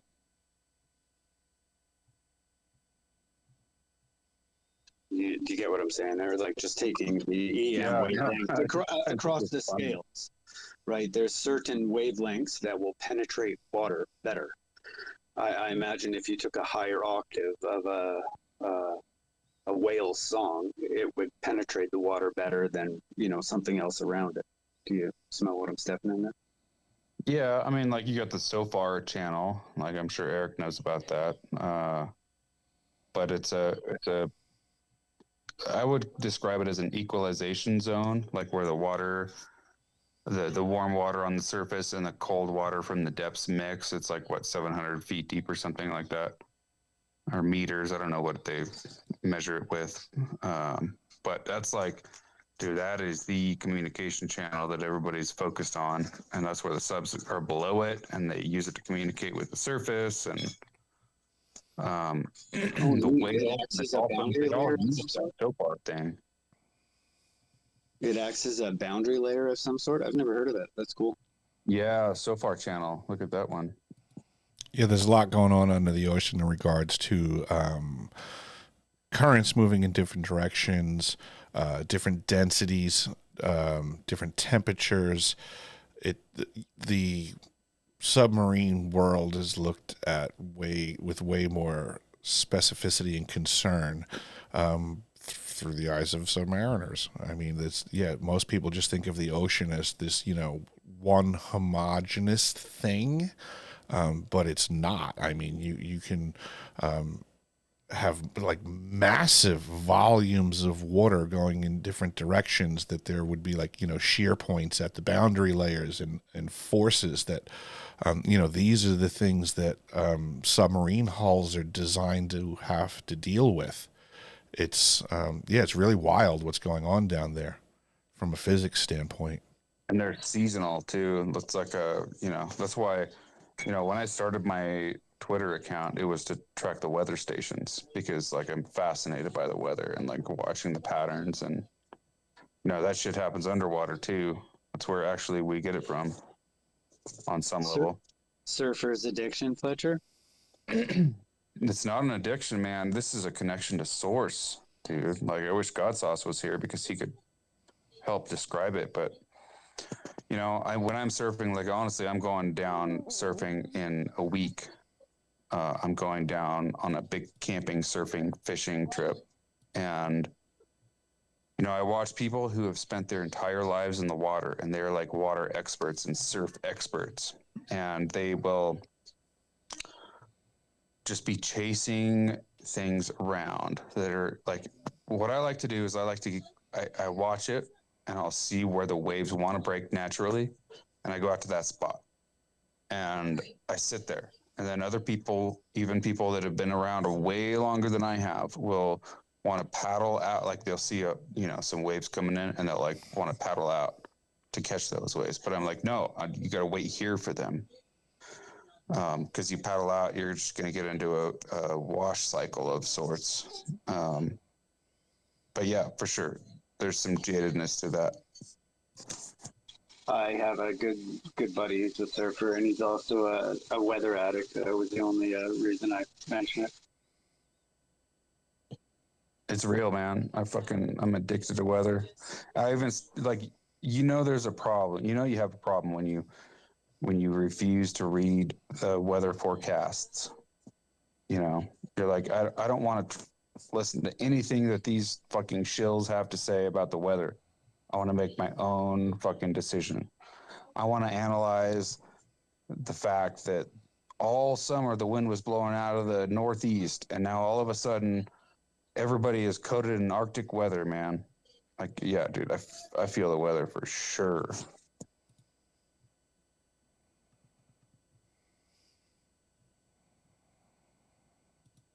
Fletcher, you got any thoughts on these NexRad radar systems being utilized to push storm fronts around?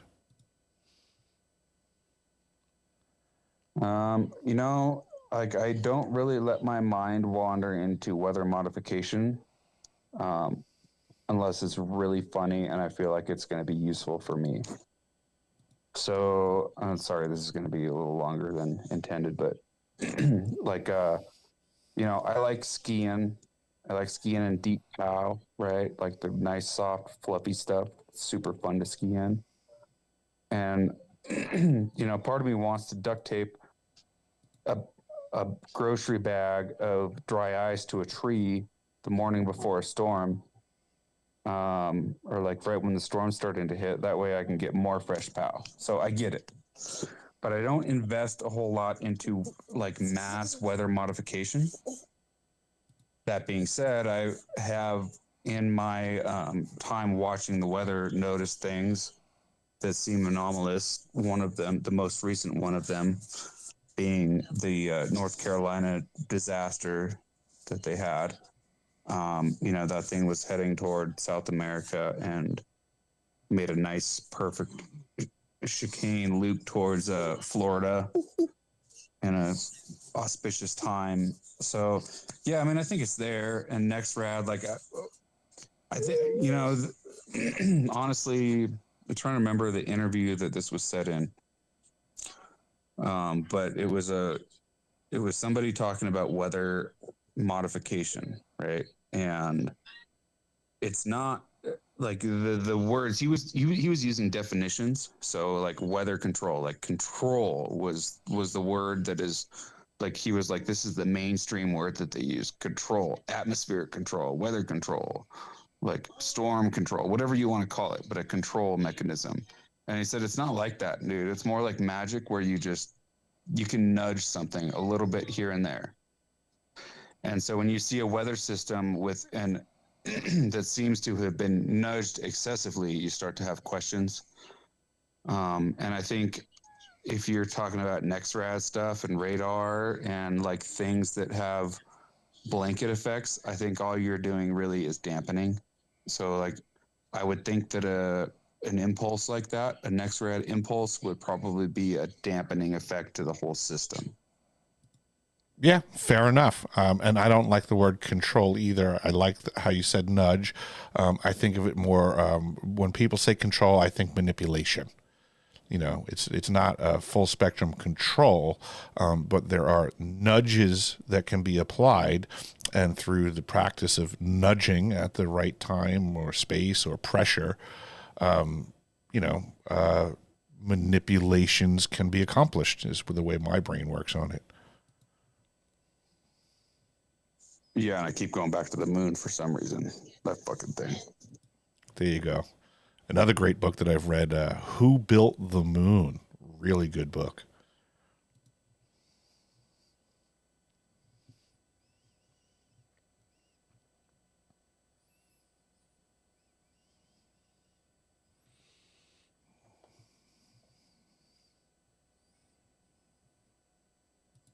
I think it's gotten to that point where I'm going to probably wrap this guy up and grab some breakfast, folks. It has been a wonderful conversation as usual. Wolf's got his hand up. Go ahead, Wolf. Before you sign off, I just wanted to ask if you had heard the name Jeffrey Drum in the context of the Giza pyramids and his hypothesis that they were used for chemical industrial processing. It's a non-cookie theory. He is a convincing speaker, and he's got proof of concept data to present. And I'm curious if over the next few weeks, if you would maybe look into a couple of clips about him and maybe offer us your perspective. You and actually Chris both, given your expertise with mechanical systems and pressure and liquids and gases.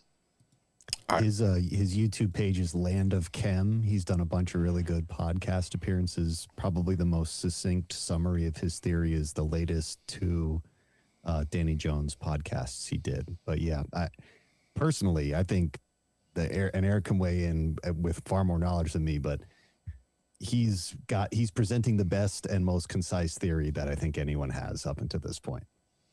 I was looking at the ultrasonic separation of metals, and that is fucking fantastic. That in itself would be a revolutionary thing to be able to step into. The reason I bring it up, Eric, and others, is because of the context of lost or hidden or gate-kept technology. Because if those structures were actually used as industrial infrastructure, chemical processing to refine metals, that would be one of the greatest paradigm changes in how we look back on our ancestors.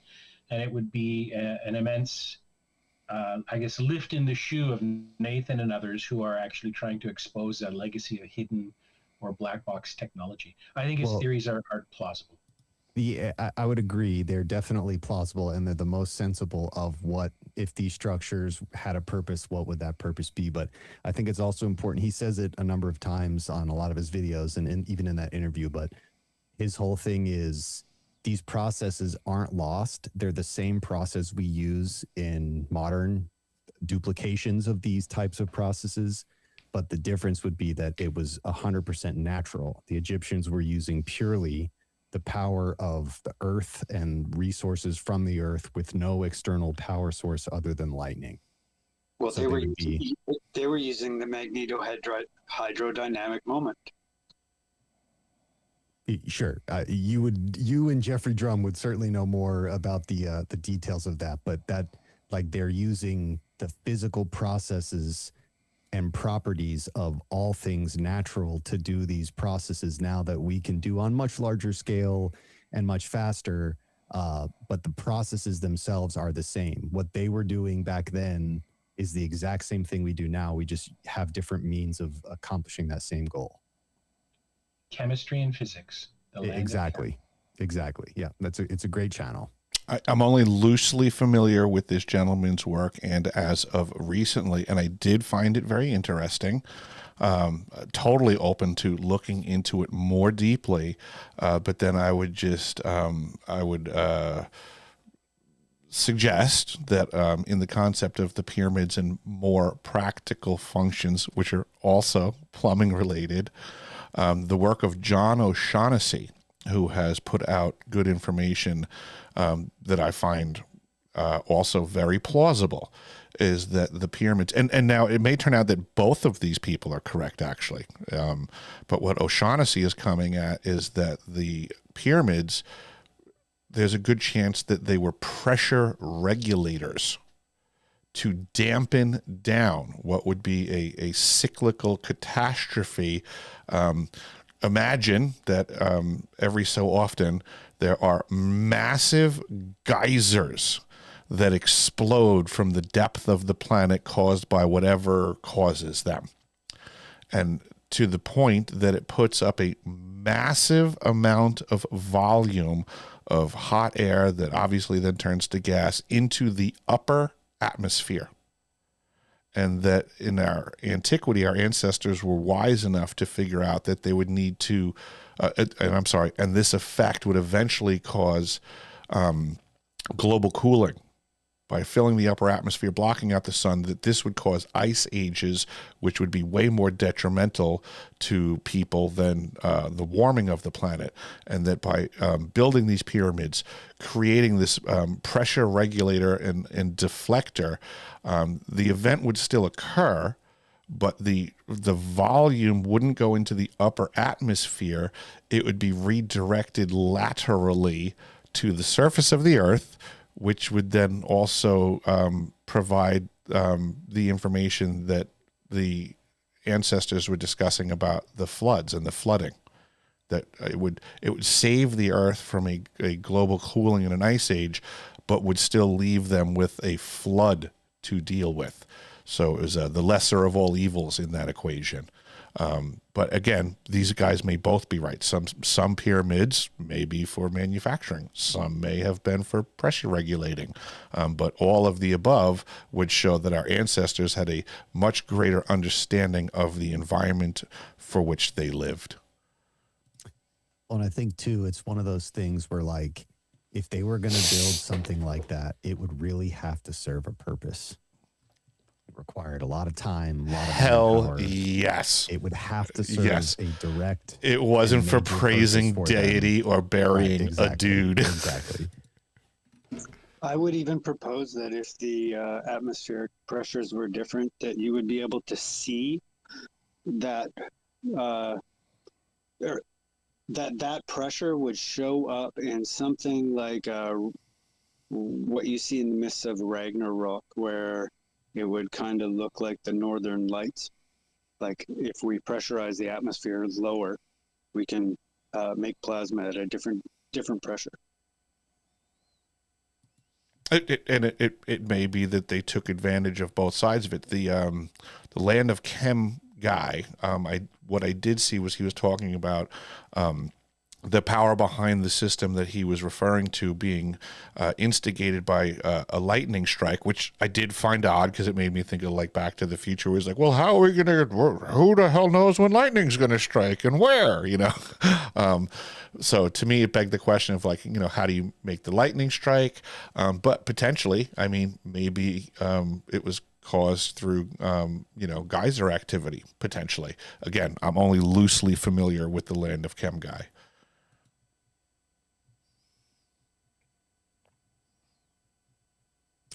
This might not be completely related, but there's also a guy that I've had on the show, but he has a great TikTok channel. I'm pretty sure he's expanding onto YouTube. His name is I2C Jason. He's building a low energy nuclear reactor.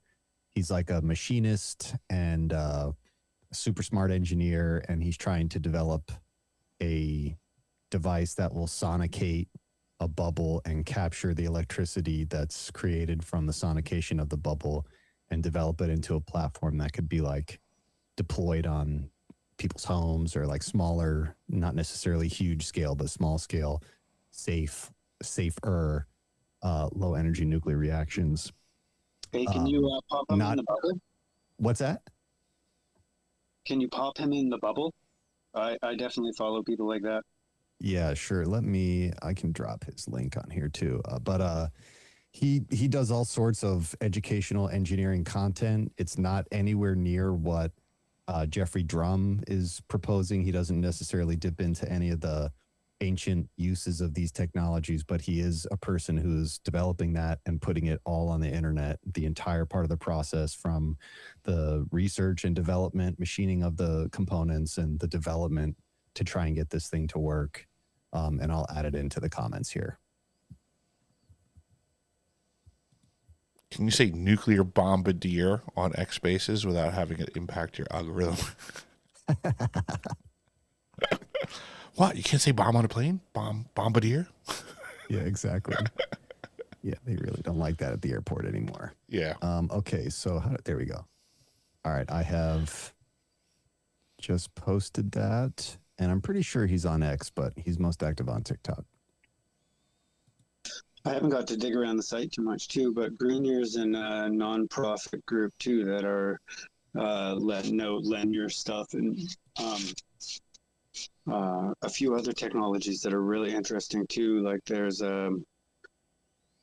what do they call it? It's like a grinder that grinds down things on the atomic level, just using the MHD moment. Like it's got a fancy name. Sorry, I'm gonna forget.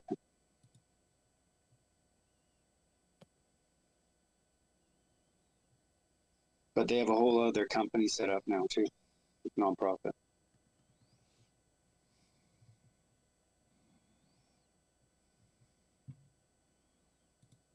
Nice. Well, I'm glad we got it all shared around.